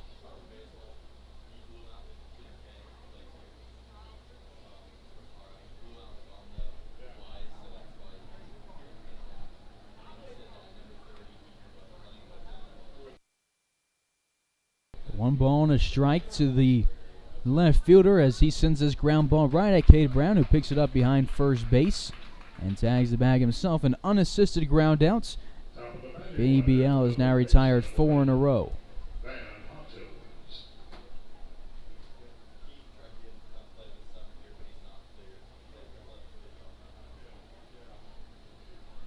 One away, base pass empties. We go to the top of the order. Van Hodges, who started this day with a home run in the 1st inning, single in the 2nd, and then grounded out to Rice in the 4th inning. One away, he swings and misses at this one. 0-1 counts. Finder on deck, Sackett's in the hole. Ben Baker Livingston allowed 2 hits and a walk in the 5th inning, and then responded with a line drive that he picked up after it bounced off his glove, because it was right at him with some heats. Lucky he didn't take it off the body and get hurt. And then he got a pump up and a strikeout to end the 5th inning. The Angels left 2 in scoring position. They've now left 7 on base, picked up 9 hits, 2 walks, and they've scored 3 runs. 2 in the 1st, 1 in the 5th. Larks have put up 5 goose eggs on the day. So far has been the worst offensive day for the Larks this season. They've picked up a ton of runs. And their first 41 games, they scored 428 runs. 3 balls, 2 strikes to the third baseman out of Alan Hancock. And we'll get a payoff pitch from BBL. It'll be a ground ball foul. We will stay 3-2.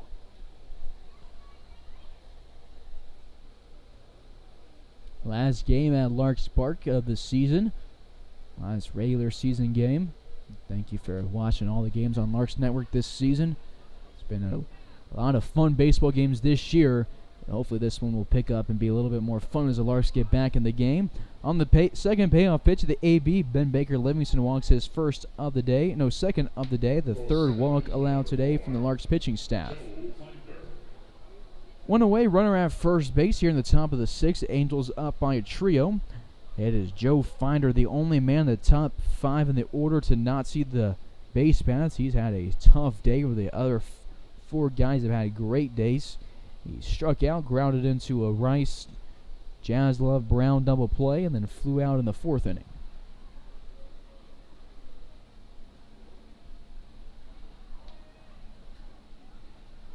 All one counts, one away, as the second baseman out of Garden City Community College is at the plate. He's a Lincoln native.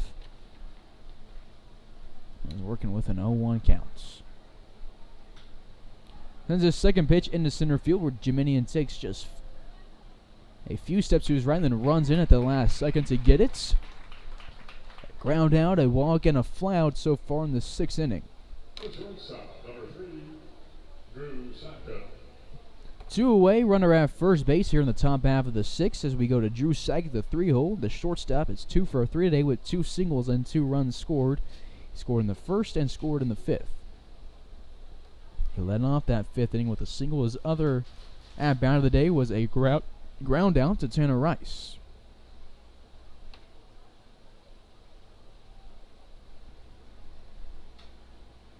Swinging a foul ball against the shortstop. It bounces off the plate, then bounces off of him. 0-1 counts. Do it for Hayes in the bottom half of the sixth inning. Jiminian to Rosian and Halter, 6, 7, and 8 hitters.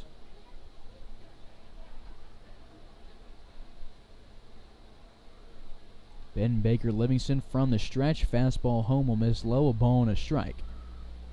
Larks have a left-handed pitcher up in the pen. I think it is Braden Lukart.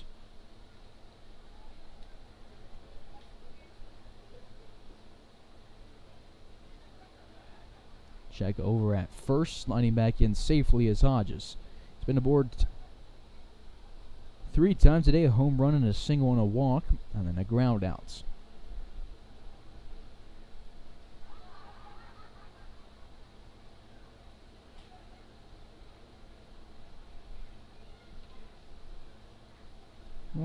And becomes 1-2 after the foul ball.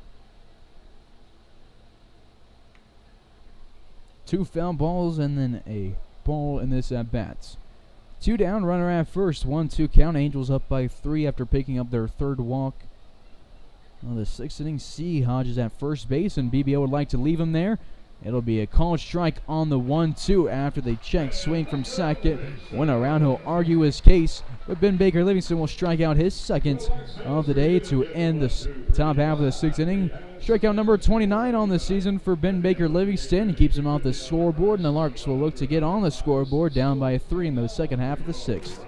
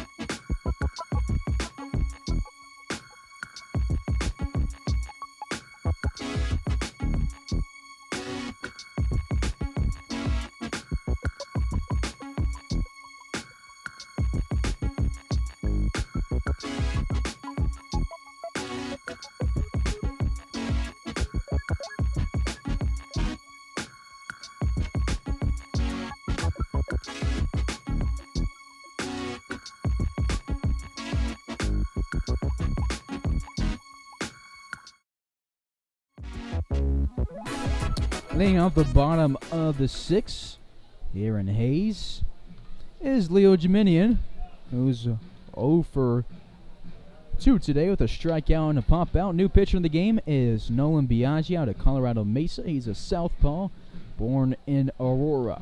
Saw the Larks player cards between innings. Take a look at all the guys' cards one last time. Pictures courtesy of Ken's Photography in Hayes. Always does a great job with the cards, so shout out to Ken. Also does our PA announcing at the stadium, a staple of Hayes Larks baseball. 1-0 count to Leo Jiminian. DeRozan on deck. Halter in the hole for the Larks, who are down by 3.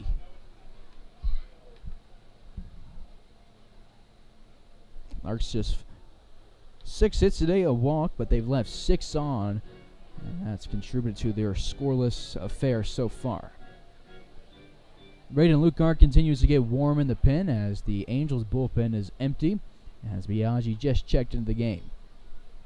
Appearance number 8 this season. It's his first time pitching against the Larks this summer, and he's thrown 3 straight balls to start it off. He redshirted his first year at Colorado Mesa, and in his sophomore year, no stats available. 3-0, it'll be a call strike. Jiminian taken all the way. Frank Leo rarely gives signs at third base, and so Larks usually have the green light, and it's up to the guy to swing or not. Leo Jiminian shows his veteranship and is disciplined at the plate, and this one will miss inside, and it'll put him on a 5-pitch walk. It's his first time reaching today. It is his 5th career walk against the Angels these past 3 years. Runner at first for Jack DeRozan. These two are 2 fast guys back-to-back in the order. Jiminian second on the team in stolen bases with 17. DeRozan the only guy ahead of him with 20.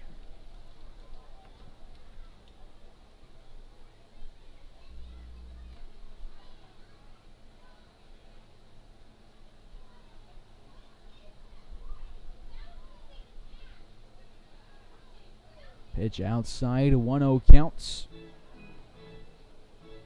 to DeRozan, who flew out to Goldie in the 2nd inning and struck out in the 4th inning. He's batting 7th in the order today. He has Halter on deck with Jazz Love in the hole. Biaggi has a lefty. He's able to keep an eye on Jiminian. This one will be at the letters to DeRozan. 1 ball and a strike. Jack leading the Rocky Mountain Baseball League in games played. This is his 39th of the season. Jaslov 2nd in the league with 56 hits, Dreiling is 3rd in league hits with 54. Dylan leads the league in RBI. Jack is currently 3rd in the runs scored column with 47 in the league. He needs 6 more runs to crack the Larks' top 10 mark in a single season. Hendon and Parker tied for the league lead in most wins, each with 6. And Rose has the best ERA in the RBL with a 0.74 ERA, and Grimsley has the 3rd highest mark.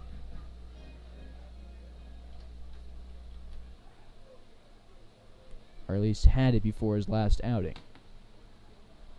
3 balls and a strike to Jack DeRozan with Leo Jiminian standing at first base.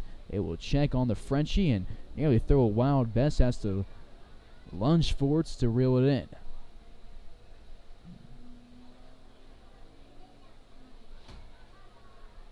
Jack 47 hits this summer, 31 of them singles, 2 doubles, 2 home runs. He has an on-base percentage sitting at .460. He will walk on 5 pitches. Back-to-back guys walk on 5 pitches. Jiminian to second, DeRozan to first. And while we got a Mount Village celebrate a few more Larks who are having great years. We talked about ERA, stolen base, OPS, and slugging. Let's talk about our guys who are racking up the strikeouts. Right now, leading the way is Brady Rose with 42 at the season. And right now, he would be tied for the Larks single season record for strikeout per 9 innings at 15.5. Hunter Parker seconds with 40 strikeouts. He was the 4th highest strikeout mark last season behind Fitzgibbons, Divis, and Brown. This year he moves his way up to second behind Parker. Chris Echevarria with 33 out of Arizona Western, and then Hunter Marshall tied with Chris Echevarria. So those guys right there have combined for 140 plus strikeouts. 148 strikeouts between those four guys you see on your screen right now. 2 Colorado natives, a Texas native, and a Dominican Republic native. 2 on, nobody else. The mound visit is over. As Halter steps to the plate, he's 2 for 2 today with 2 singles. His last one went up the middle for his second base hits of the day. Then Cam Walton ran for him, got all the way to third, but was left there. 2 fast guys on the base path showing bunt. Here is Halter, and that one goes at his face. 1-0 count. Biaggi has thrown 9 balls and 2 strikes. He's the 4th pitcher of the day. Aiden Biaggi threw 3 innings, gave up 4 hits, no runs, or strikeouts. Then Jaden Smith followed up with an inning, giving up 2 hits, striking out 2, walking 1. Then Nerwin threw 1 inning, no hits, no runs, and a strikeouts. And Biaggi won't even get a finish this at-bats as Mike Kuntz is out the dugout to pull him as Halter's working with a 2-0 count. So Biaggi doesn't get to finish his inning. And we will get a 5th pitcher of the day for the Game Day Angels.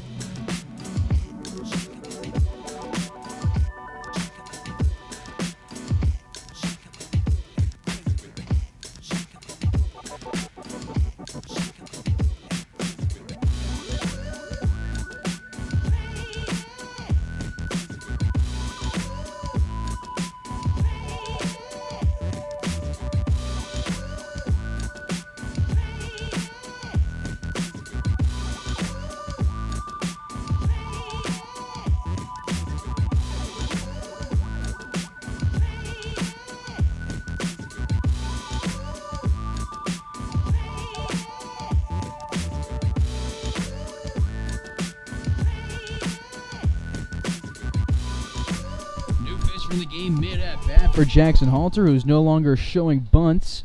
And the first pitch will miss low and inside off the hand of Ryan Depew. 3-0 count for Halter. He has Jiminian at second base, Terosian at first. There was a meeting between the 2 guys on the base paths, Halter at the plate, and Jaslove, who was on deck with their coach Frank Leo, discussing some strategy before this at bat continued. And it will be the 3rd walk of the 6th inning. Larks slowed him up. 5-pitch walk for Jiminian and Terosian, now a 4-pitch walk for Jackson Halter. That walk from Terosian was his team leading 25th of the season, breaking the tie with Tanner Rice, who tied him up back in inning number 4. Walk number 11 of the season for Leo Jiminian, and Jackson Halter picks up walk number 12. Bases loaded for Austin Jaslove, as he has Jiminian at third, Terosian at second, and courtesy runner Cam Walton at first base. Jazz is 1 for 2 today with a single in the 4th inning and a ground out in the 2nd. Still nobody else. New pitcher in the game, like I said, Ryan Depew. He is a righty from Aurora, Colorado. Goes to Metro State in downtown Denver. Before he was there, he was at Iowa Western Community College. Quickly 0-2. He was given a perfect game grade of 9 out of high school. He was ranked as the 7th best right-handed pitcher in the state of Colorado in the 2021 class. 0-2 will catch Austin Jaslov in the shin guard, and he will be hit by a pitch and drive in a run. Ninth time he's been hit by a pitch. He picks up RBI number 37, and Leo Jiminian scores run number 29 of the season. 3 walks and a hit by pitch. That one was a big one because there was 2 strikes on the counts. And that takes us to the top of the order. A man who's been a tough out today, Tanner Rice.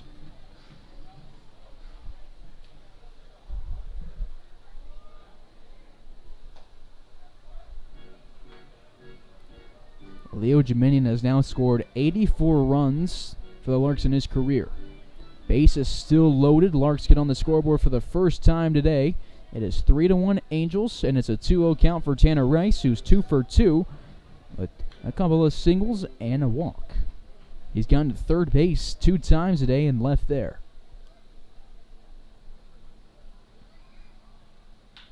Is home. He's swinging. It goes to Best, who's playing in at first base, and his throw home will go off the glove of Seager. Tanner Rice will reach on a fielder's choice in the air, allows Terosian to score. Terosian scores his RBL leading 48th run, and now he just needs 5 more to crack the top 10 in a single season for the Larks. Walton at third, Jaslov at second, Rice at first base. Runs from Jiminian and Terosian started this inning out with back-to-back 5-pitch walks. It is now just a 1-run lead for the Angels, who are falling apart here in the 6th inning. First pitch is a ball high and outside to Ferenzi. Angels struggling with their command. Larks have taken advantage of it so far, and the fans are loving it. Ben at the plate today is 1 for 3 with a single. His team down by just 1, scoring 2 runs here in the 6th inning after putting up 5 goose eggs on the scoreboard through the first 5. Ben out of Melbourne, Australia, has 1 year left at Arizona Western. He has McLaughlin on deck and Brown in the hole. 2-0, pitch is home. It's at the letters. Ferenzi nods at it, knowing it's a strike, but it's one he didn't want to swing at. So his count moves to 2-1. Still nobody out here in the 6th inning. It's the 6th batter of the inning. Ferenzi's 4th plate appearance of the day. And this one will be grounded to right field. It'll score Cam Walton, and they will hold Jaslov at third base very wisely as Ferenzi picks up his 2nd single of the day, drives in a run, and ties us up here in Hayes. 3-3 all, bases still loaded with nobody else. To the 7th batter of the inning, it's the man headed to the Razorbacks, Ben McLaughlin.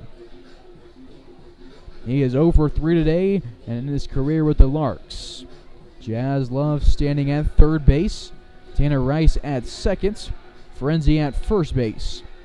Ben with now 25 RBIs for the Larks. And Cam Walton has now scored 12 runs in 11 games. McLaughlin a couple of strikeouts, swinging in a flyout so far today. It's his first action since playing in Hutchinson in the spring. 3-3 ball game. Every runner or every base has a runner on it. Still nobody else. We're at the 3 hole in the order. Brown is on deck, drowning in the hole for the Larks. Larks with 9 hits. Actually, 7 hits. Angels are the ones with 9 hits. Larks have 7 hits. They have walked 4 times. They only had 1 walk before this inning. They picked up 3.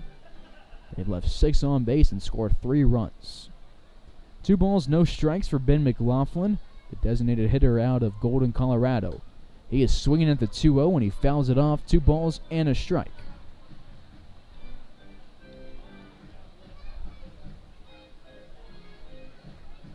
Larks looking to win their 4th straight game. They've won 10 of the last 11. They're 17-3 in July.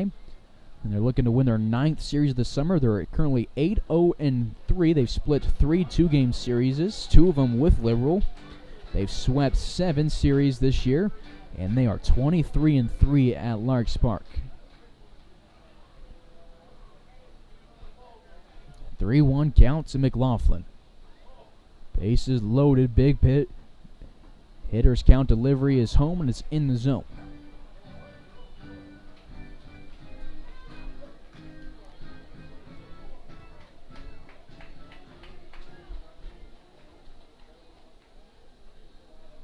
Payoff pitch with the bases loaded and nobody out, not two away.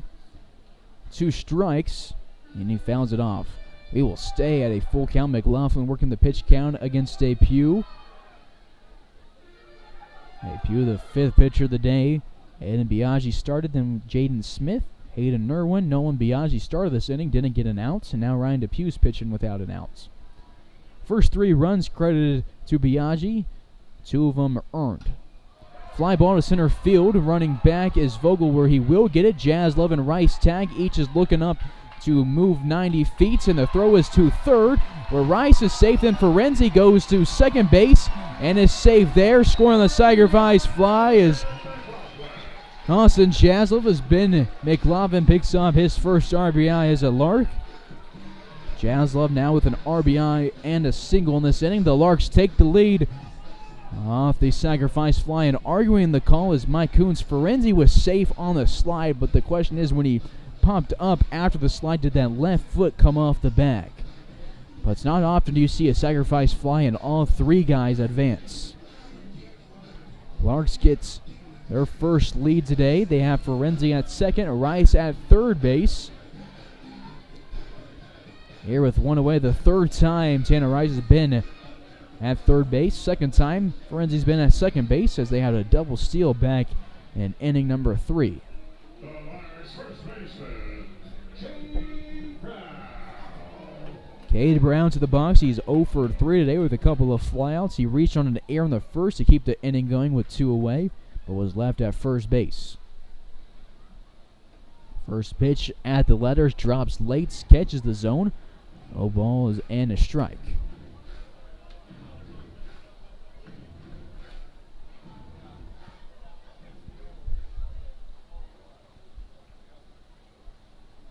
Oh, 1 count, 1 away, 2 in scoring position. Larks have put up 4 this inning. This is the 8th batter of the 6 for the Larks, and the pitch misses outside.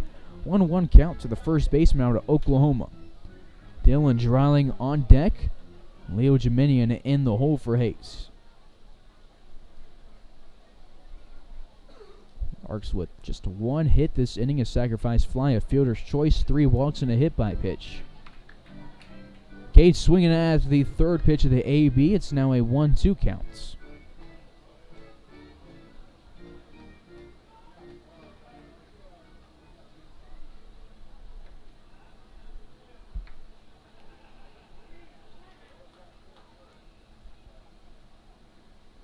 Breaking ball misses below the knees. 2 balls, 2 strikes.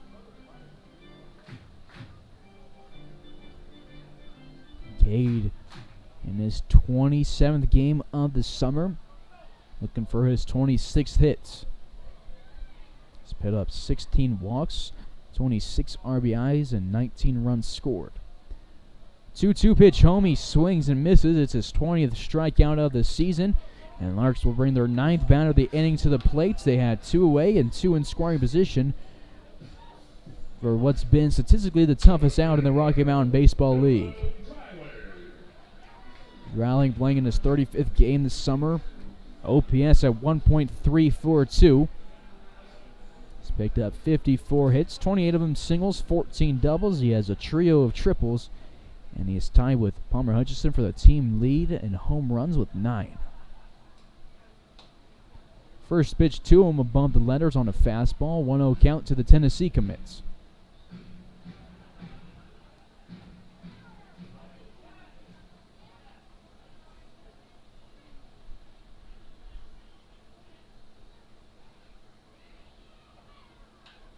He reaches for one, sends it to left center field. Or making the catch on the run is Vogel. Larks bring everybody in the order to the plate in the 6th inning. Walk 3 times, but score 4 runs, leave 2 in scoring position. They've now left 8 on, but most importantly, they take the lead here in inning number 6, putting up a 4 spots on the scoreboard. Larks up by 1 to the 7th.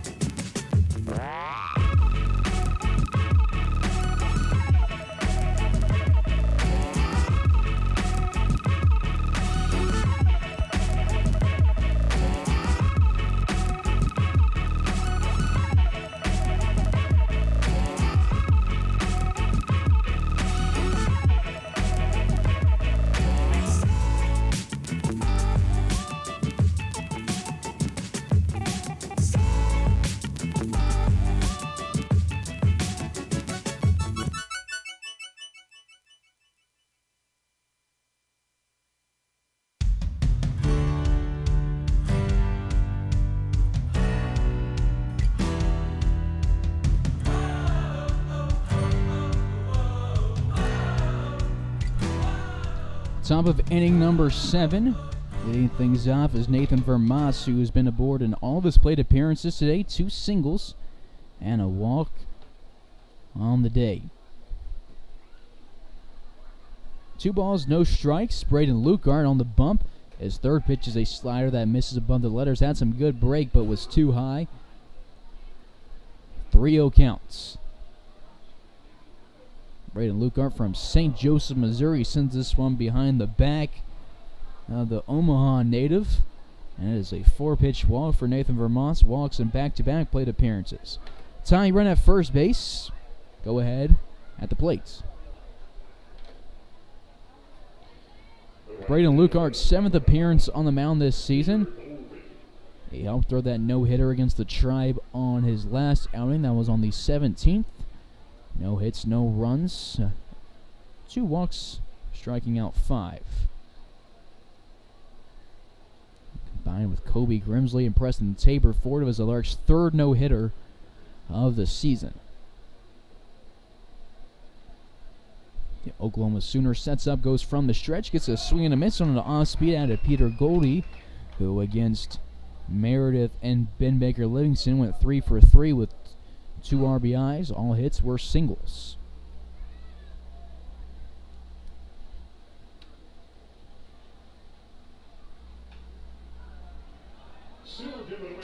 Oh, 1 is home. It's fouled off 0-2.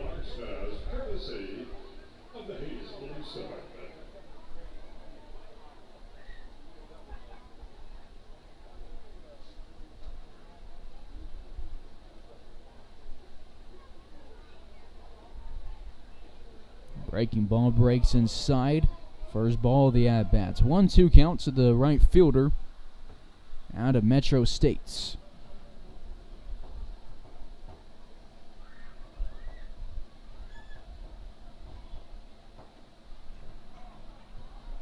One, two.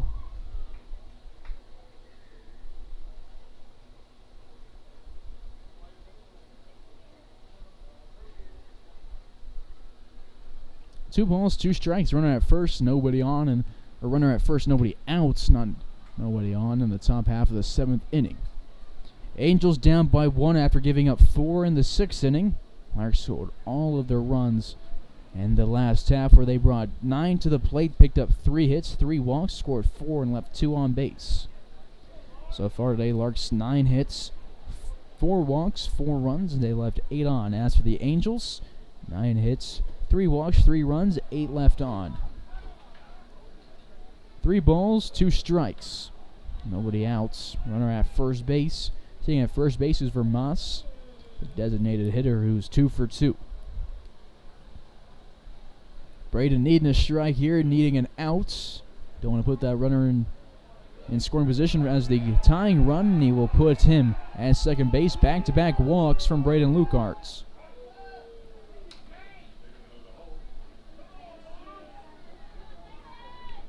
Two on as Keith Harper's out of the dugout to have a chat with his southpaw.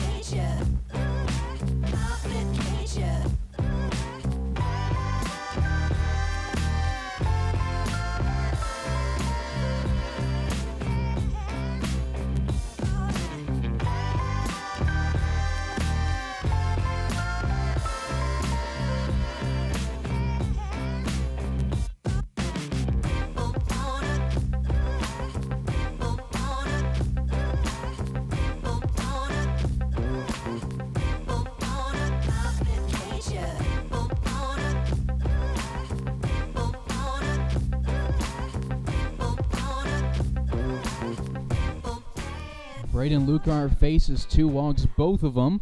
And the Larks will turn it over to Cade Hare, the pitcher out of Phoenix City. His first pitch home will miss low after Owen Best shows bunt. The infield will adjust as there's a 1-0 count to the first baseman. Given the signs from third base, his head coach Mike Coons will see if we get another bunt attempt. But Ferenzi and Brown adjust in the corners as Cade Hare will throw a second pitch from his right hand. He's thrown in 14 games, 20 2/3 innings. Flashing bunt, but then pulling it back on the 2-0 counts. On the 1-0 count, now 2-0 count, is Owen Best. Here, 2.61 ERA with a 1.40 whip. Larks are trying not to throw a ton of guys today because they got the NBC World Series starting tomorrow, but they've thrown 4 now.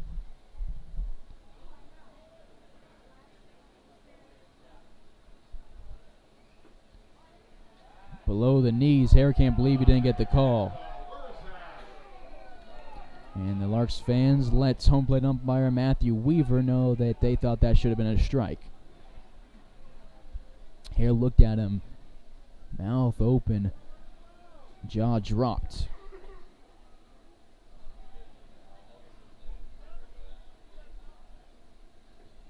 .30, it'll miss low. It's a 4-pitch walk. The Larks have walked all 3 batters of the 7th inning. 6 walks today for the Larks pitching staff as the bases are loaded with nobody outs.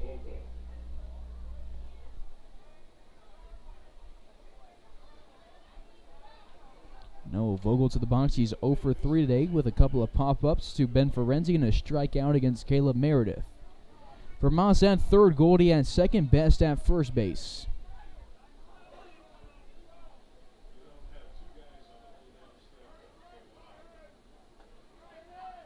Called strike over the outside part of the plate.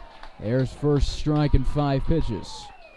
His last inning was against the BJs where he threw 2/3 of an inning, had an earned run, and struck out 1 guy. It's his first outing against the Angels in his career, and he will go from the stretch. 0-1 is swung on and missed. Tying run at third, go ahead at second. Here getting some encouragement from the crowd. 5'11" freshman from Central Alabama will go from the stretch. Pitch is home. It is grounded to the right side where Tanner Rice scoops it. His only play is at first base for the first down, but the Angels tie it up. Vogel picks up the RBI, and Vermont scores his first of the day. Now in no force at second base, and inning double play is off the table. 1 away in a 4-all ball game in the top half of the 7th inning. Goldie at third base, Best at second as Seager comes to the plate. Seager is 0 for 3 today with a flyout, a strikeout, and a pop-outs. Infield creeps in. The first pitch home is a fastball, just misses the corner.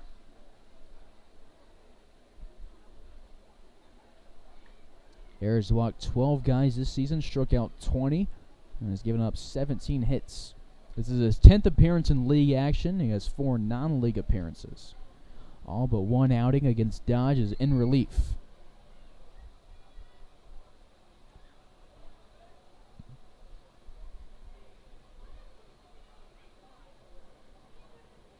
Home, ground to the right side. Ferenzi dives for it, but Jaslov is there to back him up beautifully, and his throw to first base is in time. Good play from Jaslov after it got past Ferenzi. He's there to back it up and gets the Larks their second outs.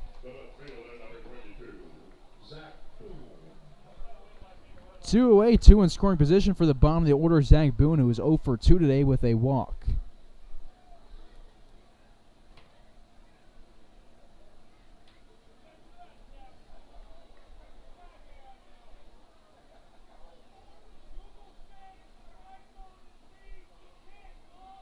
Standing at second base, Best. Goldie at third. Pitch home is a call, a strike. Momentum in favor of Cade Hare as the Larks have an empty bullpen. The Angels have a righty throwing.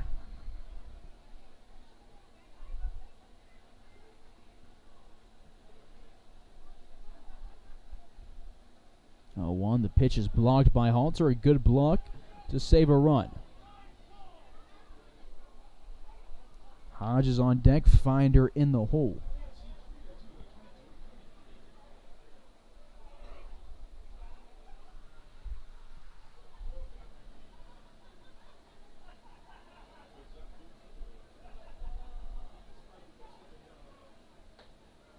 Breaking home for a second is Goldie as the pitch misses outside. Started this at bat with a strike and then had 2 walks. Or 2 balls, not 2 walks. 3 walks this inning and a run for the Gameday Angels, who grounded outs in their past 2 at-bats. Before that outing against the BJs, Hare threw 1 inning against the Foxes. No hits, no runs, striking out 2. His season high in strikeouts is 5. He did against the Rough Riders on the 15th of June in 3 innings. Gets a swing and a miss here. 2 balls, 2 strikes, 2 away. 4-all ball game in the top half of the 7th inning. Due for the Larks in the bottom half, Jimenian to Rosian and Halter. Slow clap starts at Larks Park. 2 in scoring position, 2-2 count, 2 away. Air will go from the stretch. Halter sets up down the middle. The pitch from the stretch. Swung on and miss, and he strikes out. Zach Boone to end the top half of the 7th inning. Strikeout number 21 as a Lark. Larks leave 2 in scoring position. Angels get a run back, but the Larks fans loving the strikeout. Larks and Angels tie as we go to the 7th inning stretch in Hayes.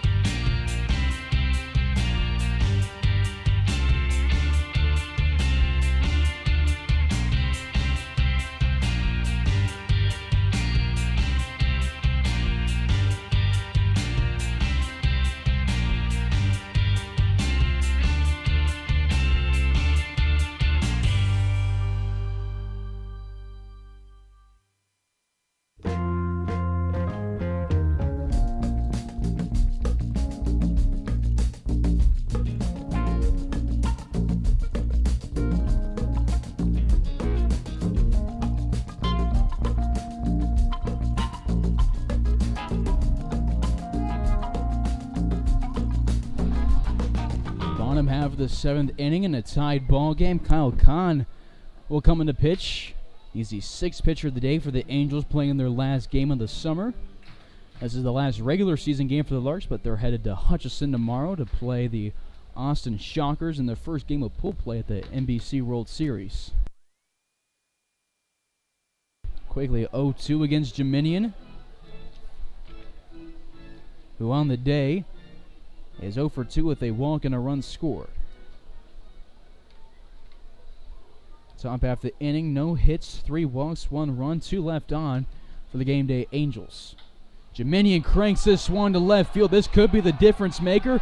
Moving back is Boone, where he will reel it in. Man, tipping the cap on the mound is Khan as Dominion is robbed. The right fielder, Jack Torosia. Almost. Franchi now 0 for 3.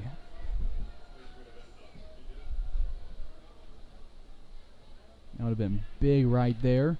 Instead, there's one away and the base paths are empty for Jack Terosian, who's 0 for 2 with a walk and a run scored.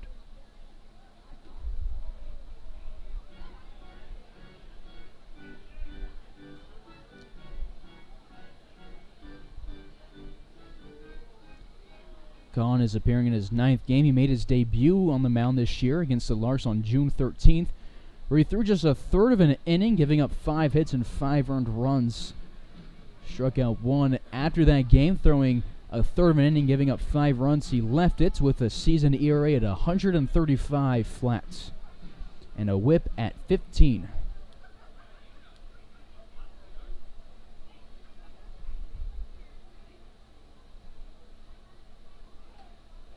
One. Call strike 2. He's already off to a better start today than he was on June 13th. Larks won that game against him 12-8. Terosian swinging at the 1-2. He's down on strikes for the second time today. That's been his kryptonite this year, is the strikeouts. Jackson Halter to the plate, who is 2 for 2 today with 2 singles and a walk, as courtesy runner Cam Walton scored in the last inning for him. Larks started off the 6th inning with 3 walks. Angels started off the 7th inning with 3 walks. Angels were held to just 1 run thanks to Cade Hare, and the Larks scored 4.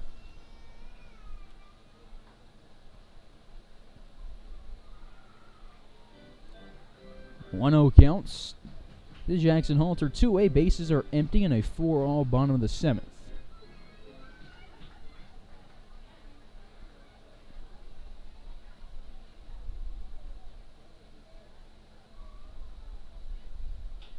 Wano, it is inside. He brings the hands in and pulls it to right field on a pop-up. Goldie calls off his second baseman finder. The Larks go in order against Kahn in the 7th inning. We are tied up at 4 after the Angels tied it up. And the top half to the 8th we go. Each team looking for a win.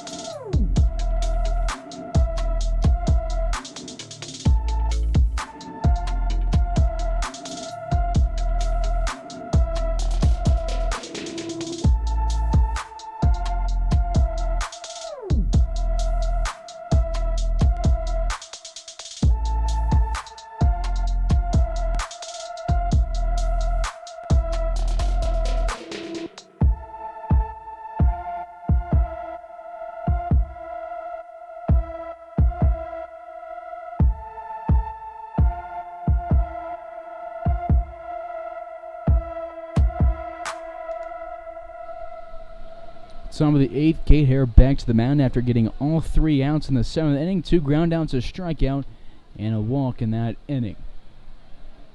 1-0 count is the count. At the top of the order, Van Hodges, who singled and home run and walked in 3 of his 4 plate appearance. Led off the game with that solo shot to left field, followed up with a single in the 2nd. Grounded out to Tanner Rice in the 4th, and then walked with 1 out in the 6th inning, but was left at first base as Ben Baker Livingston pitched his last inning of his outing.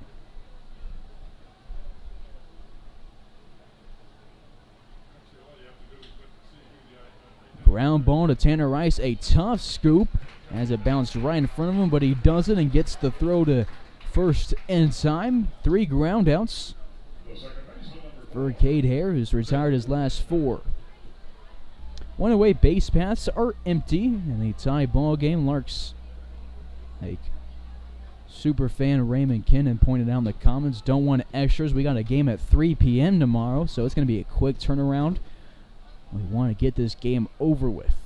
So get the guys some rest, keep the arms healthy, and get ready to take on Austin tomorrow. Don't know much about the Austin Shockers, but I do know that we play them tomorrow in Hutchinson.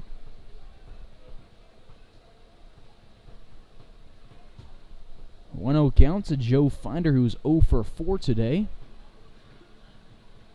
Now it's 2-0.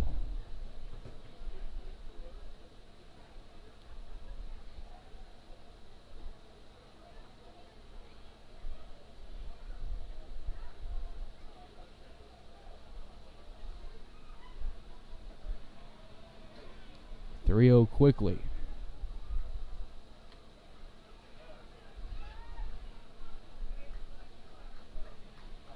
Ayers walked. 1 was on a payoff pitch in the 7th inning.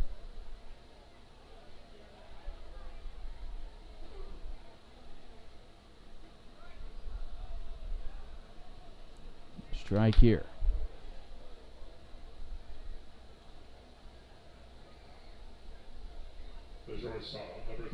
And not a strike, it's a walk. So I was trying to find the roster for the Shockers, see what we're working with, because there hasn't been one listed yet. There's a runner at first for Drew Sackett with 1 away in the 8th inning. Sackett today 2 for 4 with a strikeout and a pair of singles. He had scored 2 runs.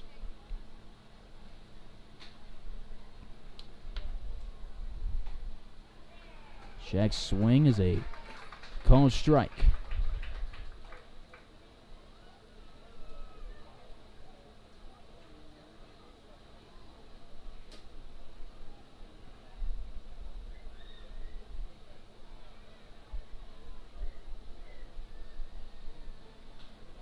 Pop fly goes to Austin Jaslev, who calls off his teammates, drifts behind second base, and gets it.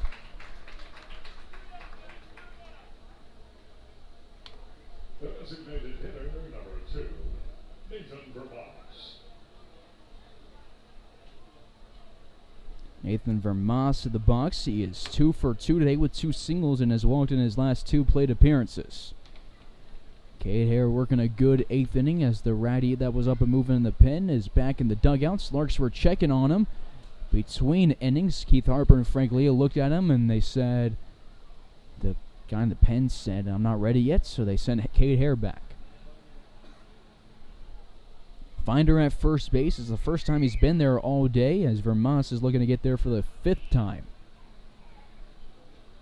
1-0 count, 2 away. Pitch inside and low, 2-0 count. Due for the Larks in the bottom half of this inning. 9, 1, and 2 hitters, but that 9 hitter, not your average one. Austin Jaslev, Tanner Rice, and Ben Ferenzi due up for the Larks, who have been on the base paths a combined 8 times today. 2-0 outside, but a frame from Halter helps to get the call. 2 balls and a strike.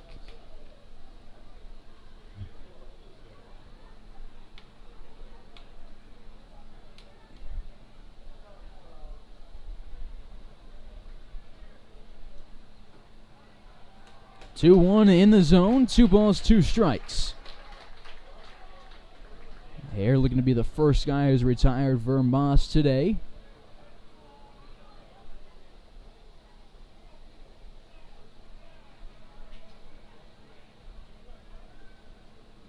2-2 pitch outside 3-2.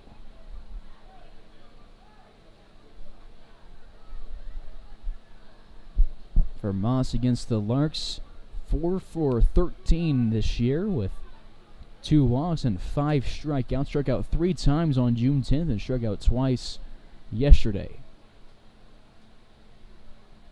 Payoff pitch with the runner moving at first base is going to be a called strike.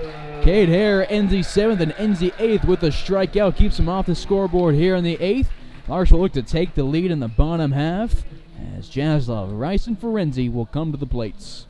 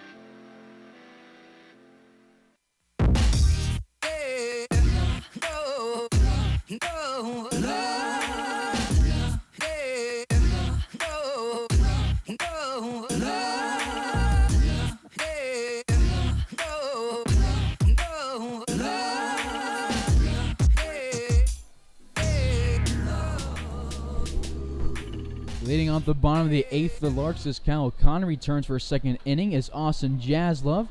First pitch he sees, he sends it to the backstop. And it's an 0-1 counts. Jazz today, 1 for 2 with a single hit by pitch and a ground out. He scored and driven in a run.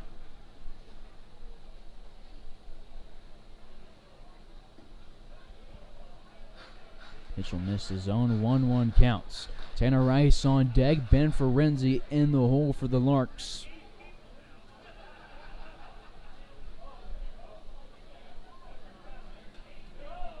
Pop fly to the right side, chasing it his best. It's going to be a tough play. It hits off the netting on the foul wall, and he's not able to get to it. So we'll go 1-2 to the count to Austin Jaslov, who against the Angels this year.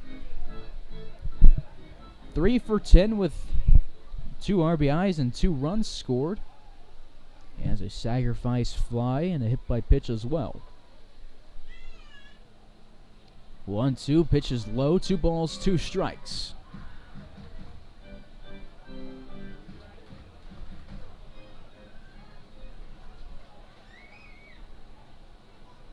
Kahn looks home, he worked a 1-2-3 7th. And his 2-2 pitch fouled off. Larks put 6 on the base pass in the last inning, bringing all 9 guys in the order to the plate. Jeminian led things off with a walk. Dreiling was the last out. They started the inning with 3 walks and then a hit by pitch. Then Rice reached on the fielder's choice on a throwing error after it, so there's still nobody out through the first 5 batters. And then Ferenzi followed up with a single, so 6 straight reached without an out to start the inning. And the Larks picked up 4 runs in that 6th inning. But in that 7th inning, it was just a quick 1-2-3 with a strikeout. Payoff pitch to Jaslov. He pops it. This time it'll be playable. Finder and Goldie move towards it. And Goldie makes a sliding catch in right field. I'll tell you what, that Angels outfield has been on fire today. You take away what they're able to do defensively, the Larks have 3 more runs. And it's not nearly as tight as it is.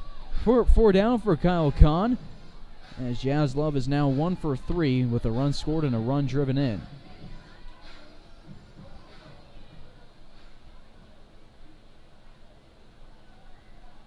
Base is empty, 1 away for Tanner Rice, who's been aboard in all 4 plate appearances today. 2 singles, a walk, and a fielder's choice. He told me next time he struck out to say that I know Tanner's parents aren't happy about that one, but he hasn't given me a chance to say because he keeps getting on base. And I'm going to hope I don't have to use it.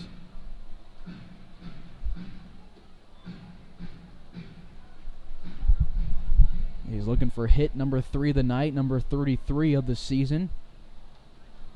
He has a 1-1 count and pops this one to the left side and foul.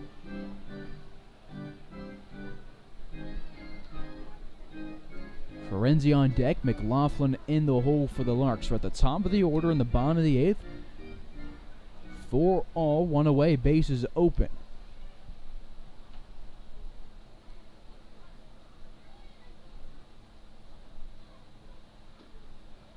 One, two in the zone. He will go down on strikes, and now I can say it. I know Tanner's parents aren't happy about that one, but that wasn't fun saying. There's 2 away, and the bases are empty. As Ferenzi comes to the plate on a 2-for-4 day with a run driven in the 6th inning, he brought home Austin Jaslov with his single.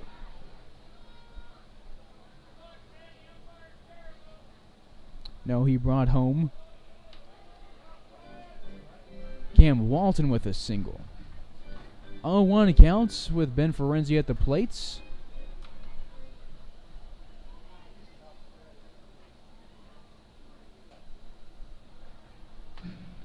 And there's a 1-1 counts. Ben at third base today. His first look at Kyle Kahn. Ground ball goes to Frank Leo. I'll be working with a 1-2 count. Frank Leo gets some applause as he barehanded it and went behind the back with it. Ferenzi against the Angels in the game where Kahn pitched. He went just 1 for 5 as a 3-hole, scored a run and drove in a run in the process. He will be hit, takes this one off the elbow, and he's been hit by a pitch 16 times this season. He leads the team, and he is the go-ahead run 270 feet from scoring as Ben McLaughlin will come to the plate. It's his 5th plate appearance as a Lark.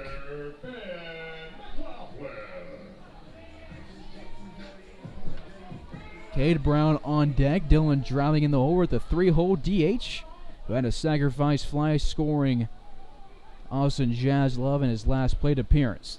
He digs into the left-hander's batter's box looking for his first career Larks hit, and the pitch will miss inside. Kahn has now hit 3 guys. His only other appearance where he hit a guy was against the Cougars, where through 4 2/3 in relief, he hit 2 guys.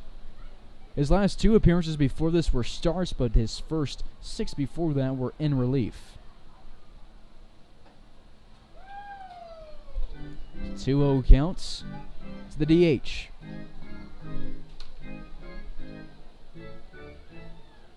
Ben is one of 3 Colorado natives on the roster right now, along with Brady Rose and Hunter Parker. He's going up against a team that's made up of almost entirely Colorado natives. 3-0 counts, 2 away, bases are empty.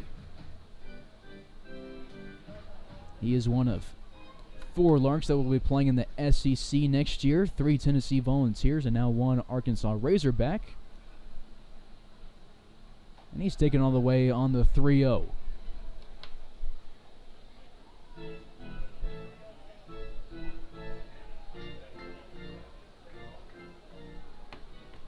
Three balls and a strike, 2 away, runner at first base.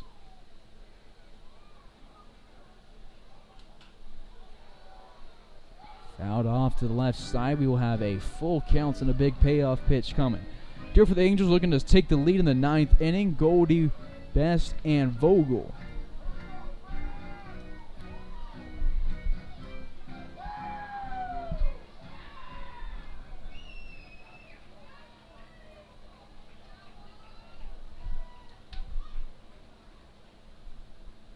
On the payoff pitch, Ferenzi's running.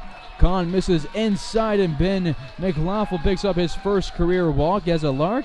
And there is 2 on with 2 out. Larks had a 2-out rally in the 4th inning where they loaded up the bases. This time they got 2 on with 2 outs. And a runner in scoring position as we'll have a mound visit. We talked about some Larks doing great things today. One thing we haven't talked about is the guys who are hitting the long ball. The team has hit 52 home runs, but leading the way is Dreiling and Hutchison. The 2 Hayes natives have combined for 18 home runs. Just each a couple away from cracking the top 10 mark in the Larks uniform in a single season. Hutchison now with 11 career home runs as a Lark. Dreiling has, give me a second on how many careers Dreiling has. He has 11 career home runs as well. Hutchison had 2 in 2020, no last year. Dreiling 1 in each of his first 2 years. As we will get a new pitcher here in the bottom of the 8th inning. The Larks have 2 on, 2 outs, with Cade Brown coming to the box.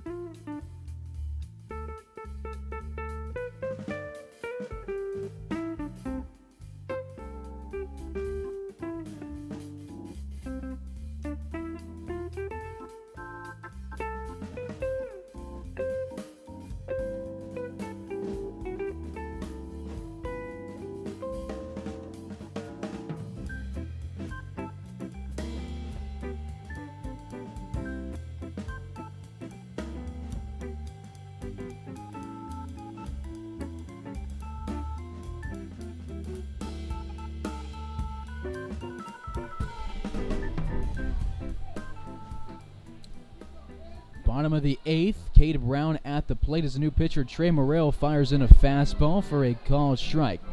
It's his second outing of the season. He threw 2 innings against the BJs on July 18th. Gave up 1 run. It was unearned. He walked 3, hit 1, and struck out 2 in 2 innings. He wasn't on the roster in the last trip to Colorado. It's been a late addition. Made his debut on the 18th. Ground ball to the left side where it goes to Hodges, who realizes there's a force at third. He beats Ferenzi to the bag. Larks leave 2 on in the 8th inning, bringing 5 to the plate. We are tied as we go to the 9th. Aaron Hayes and Cade Hare goes back to the mound.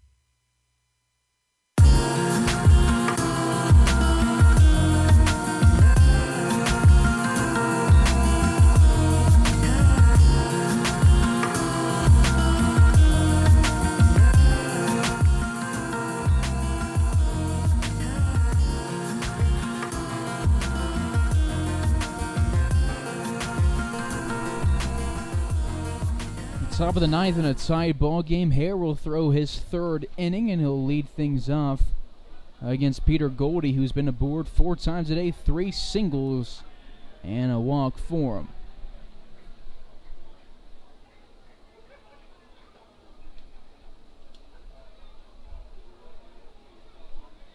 Larks in the last inning. 1 walk, a hit by pitch, no runs, no hits. They left 1 on. They now have 9 hits on the day, 5 walks. This one's sent to center field where it's no trouble for Jemenian. And Hare gets his first out of the ninth.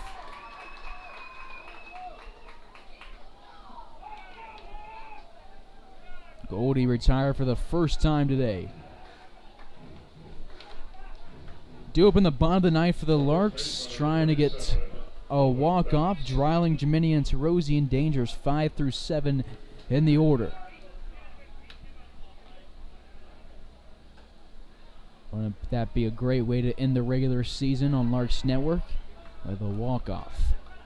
1-0 counts as Hare's first pitch to Owen Best misses outside. Best been aboard 2 times today, but has yet to pick up a hit. He's 0 for 2 with a walk and a hit by pitch. He hit Ben Baker Livingston with a line drive in the 5th inning that went off his glove, and then Ben Baker Livingston picked it up and threw to first in time. Go ahead, run gets at first base after Best gets his first single of the day.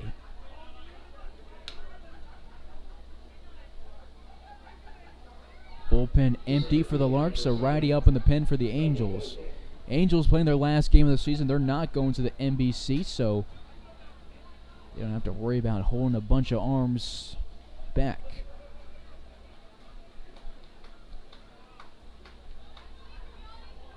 Vogel to the box as a pinch runner happens at first base. Can't get a number from up here. Vogel at the plate today, 0 for 4. A couple of pop-ups to Ferenzi, a ground out to Rice, and a strikeout against Meredith.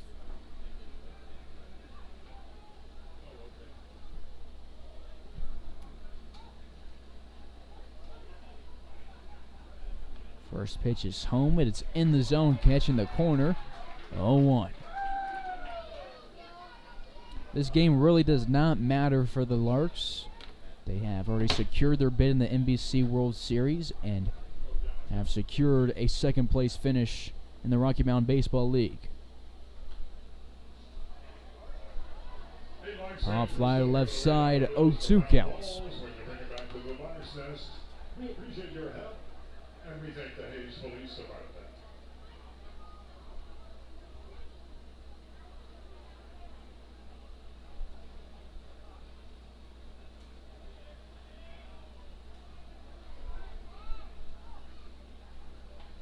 Fastball outside, a ball, 2 strikes.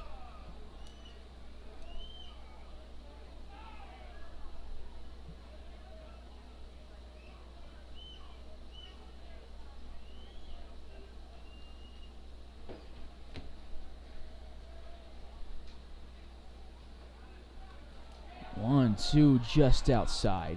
2-2 count, 1 away runner at first base in the top half of the 9th inning.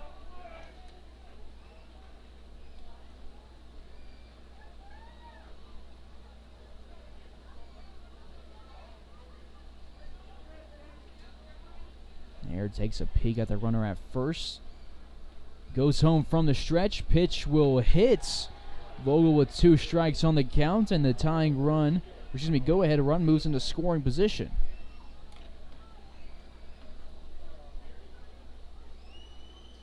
The catcher, number 20, Bailey Seeger.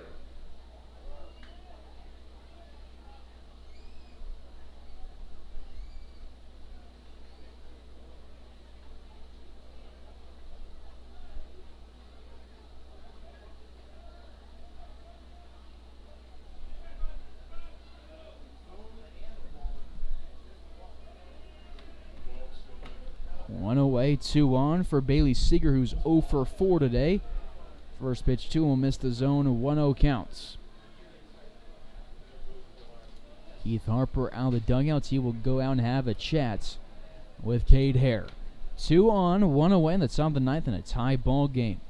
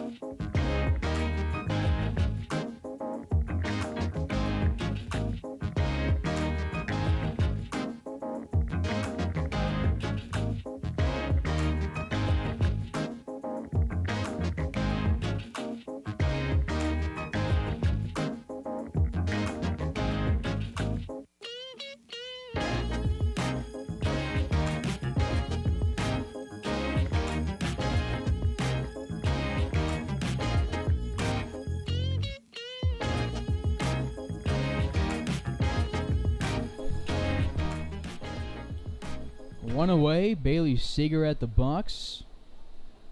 With 2 on. His first pitch after the mound visit gets popped up to Tanner Rice. It will get the out. Runners stay where they are.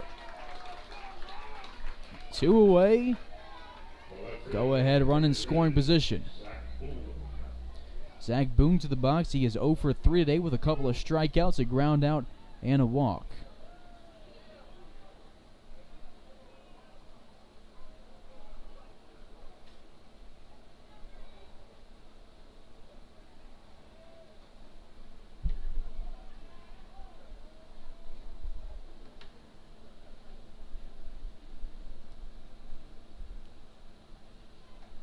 First pitch, fastball in the zone, 0-1 count, 2 away. That struck out against Cade Hare to end the 7th. Let's see if we can do it again to end the top half of the 9th. Do it for Hayes again, Drouling, Geminian, and Tarosian, 5 through 7 hitters. 0-1 down the pipe, called strike 2. Boone shakes his head and then have to protect the plates.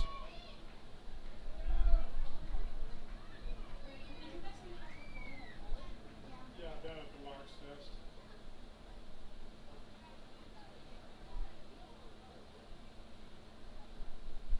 0-2. Lines to the left side. It will go out of play. Good pitch from Hare. He's still up in the count. No balls, 2 strikes. He did not pitch against them in the 2 games in Colorado. It's his first look at the Angels. He's faced everybody in the order so far. He has a runner at second base and a runner at first with 2 away. 0-2 counts. Hare goes from the stretch. Pitches home. Check swing. The slider breaks inside 1-2. They appeal to Matt Hunter Fitzpatrick on the bases. The batter did not go around.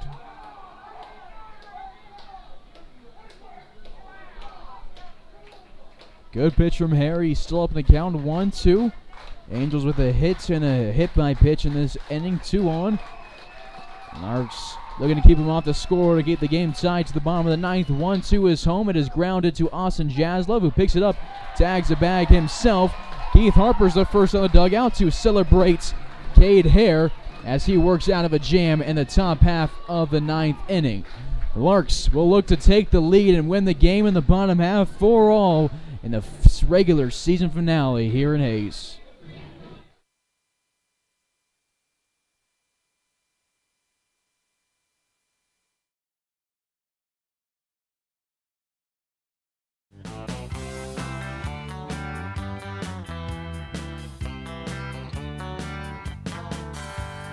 Meet me down at the ballpark, where I'll be rooting for the Hayes Larks.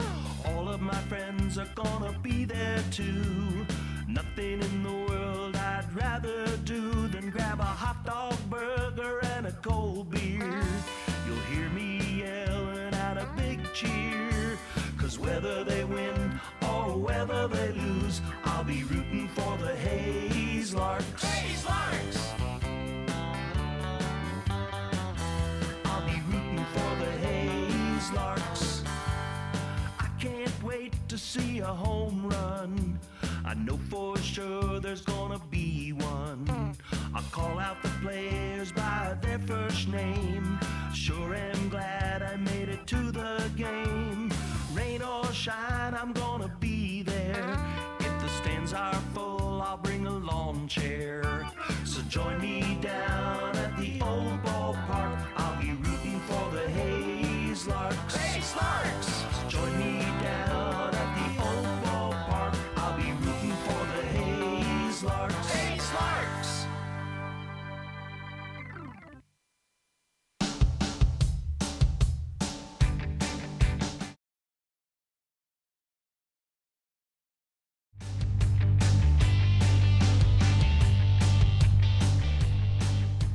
Bottom of the 9th. This is what you play for right here. Regular season finale. It's the Hayes native leading things off.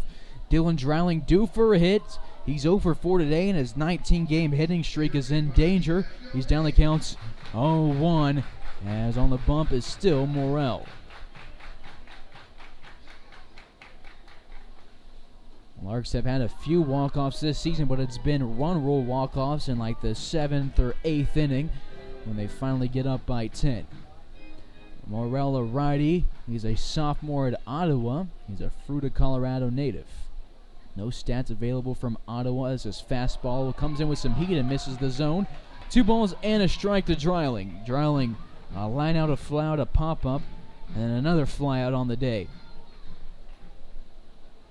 Stands in the left-hander's batter's box versus the righty. He'll have a good view of the pitch. Morel pitches home. Outside. Oh, they will say that caught the play. That is a tough call. 2-2 counts. Looked outside from up here. Larks looking to defend their home field. And their 24th game at Larks Park this summer, they've only lost 3 here. Losses to the Cannons, A's, and Liberal at this park. Ball don't lie, 3-2 after this one misses low. It is a full count for Dreiling. Frenchie on deck, Terosian in the hole. Larks have a right-handed pitcher up in the pen after Cade Hare throws 3 innings. That is the most he's thrown since June 15th. On the payoff pitch, Dreiling will be struck out. Morel picks up strikeout number 3, actually number 4 on the season. 2 strikeouts against Liberal, 2 against Hayes. There is 1 away here in the bottom of the 9th. How clutch is Leo Geminian? We're about to find out. He is 0 for 3 today with a walk and a run scored. He scored the first run of the day for Hayes, and that's 4 runs, 6 inning.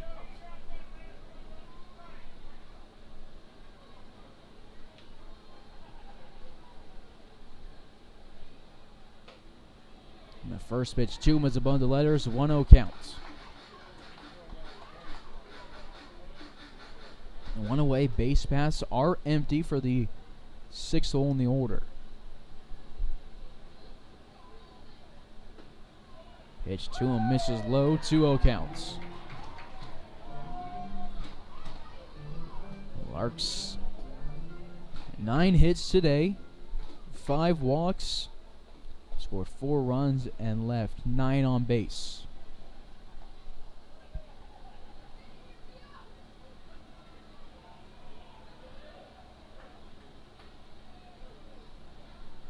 Geminian almost had a home run earlier today and went out to left field and was robbed. Wouldn't have been a home run, but it was very deep. He has 2 home runs against him in his career. Scoreboard shows a 2-1 count to the 3rd-year Lark, who was honored before yesterday's game along with Palmer Hutchison. His pitch is close to his thighs. It's a 3-1 count.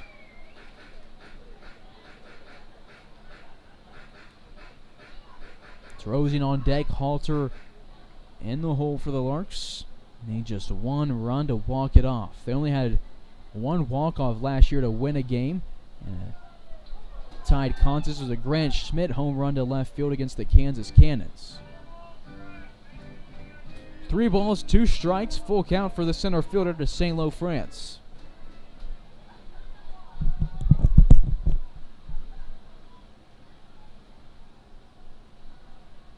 Payoff pitch will miss low, and you just put a guy who has stolen 17 bases this year at first base as the go-ahead and winning run.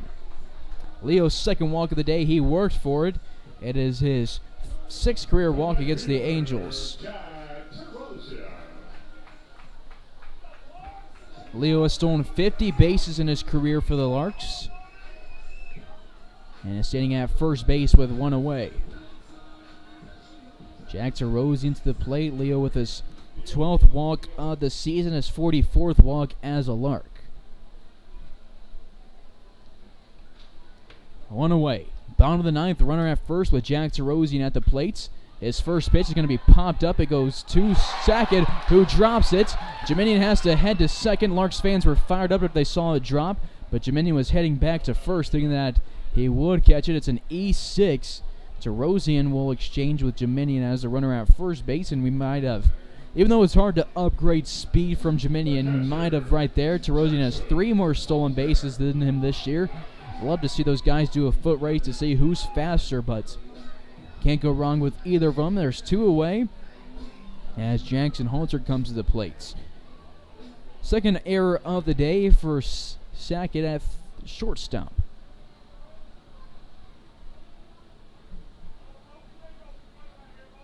Halter at the plate, 2 for 2 today with a walk. He sends this one to right field. We're diving in for it is Goldie. He doesn't come up with it. Terosian goes first to third and is held at the 3 bag. It is a 2-out single for Jackson Halter. His third single of the day. He has the go-ahead and winning run 90 feet from scoring at third base. As Austin Jaslove will come to the plates. 1 for 3 today with a single hit by pitch, an RBI, and a run scored.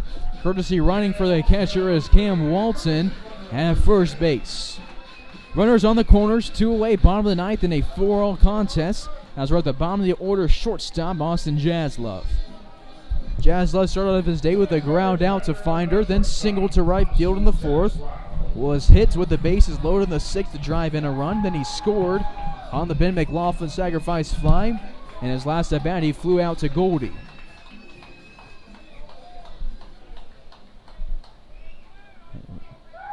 Home finale, regular season finale. Let's end it on a walk-off. 2 away, runners on the corners. The first pitch of Jaslove, driven to left field, and it will be a walk-off single for Austin Jaslove. He'll be mobbed by his teammates, deservedly so. It's his second hit of the day, his second RBI, and he gets the Larks the win. How about Austin Jaslove? The team follows him all the way out into right field to celebrate this one, as the Larks have their first walk-off win in the bottom of the ninth of the season. They win it 5-4 against the Angels. Winning pitcher is Cade Hare, gave us 3 phenomenal innings, and the Larks fought really hard for this victory and get it off the Jaslove single on the bottom of the ninth. What a good ball of the ninth. Leo Jeminian walks with 1 out, then Terosian reaches on an air. Jeminian is out in the process. Then Halter singled. Terosian went first to third, and then Jaslove dropped it into left field to walk it off. Wow, what a game for the Larks. They win it by 1 here. Jaslove now with 38 career RBIs as a Lark.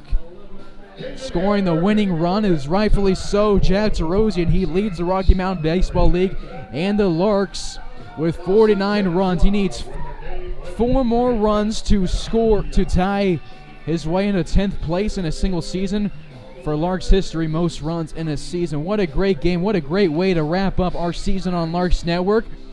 The Larks will not be, to my knowledge, streaming the NBC World Series. If we are able to, we'll let you know on Twitter and on our YouTube announcements. But man, what a game. Larks will head with some momentum to the NBC World Series, but they'll be on short rest. Game is at 3 p.m. tomorrow. Larks fight for the win here to end the regular season on a 4-game winning streak. They win their 24th game at Larks Park of the summer thanks to the Austin Jaslove walk-off single and the Cade Hare win. Cade Hare on the bump is now 3-1 on the year with the Larks. Larks versus Austin Shockers tomorrow at 3 p.m. Great day from Jaslove, 2 RBIs. Terosian scores 2 runs. Leo Jeminian with a run. Halter, courtesy runner, Walton with a run. RBIs, 1 from McLaughlin, 1 from Ferenzi, and 2 from Austin Jaslove. Getting the start today was Caleb Meredith. He went 4 innings. Ben Maker-Livingston then tossed 2. Lukar didn't get an out, but then they turned it over to Cade Hare for 3 innings, where he got a hard-earned win, just allowed 1 hit, no runs, striking out 2 in the process. Larks win it here 5-4, advance to 34-8 on the season. Angels fall to 12-15 in league play. This is going to do it for Larks Network. Signing off for the final time is Carson Ackerman. Thank you for being with me all season on Larks Network. It's been an absolute pleasure to broadcast and bring you Larks Network every game of the season. Larks win it here 5-4. The Larks head to the NBC World Series tomorrow. Enjoy the rest of your nights. And let's hope the Larks can bring home their first crown in RMBL history and Larks history. Let's say we'll see you tomorrow, but we won't. So signing off, Carson Ackerman, the voice of the Larks. Thank you for watching all season. Have a good night. As the Larks win it 5-4 in the bottom of the ninth with the Jaslove walk-off single.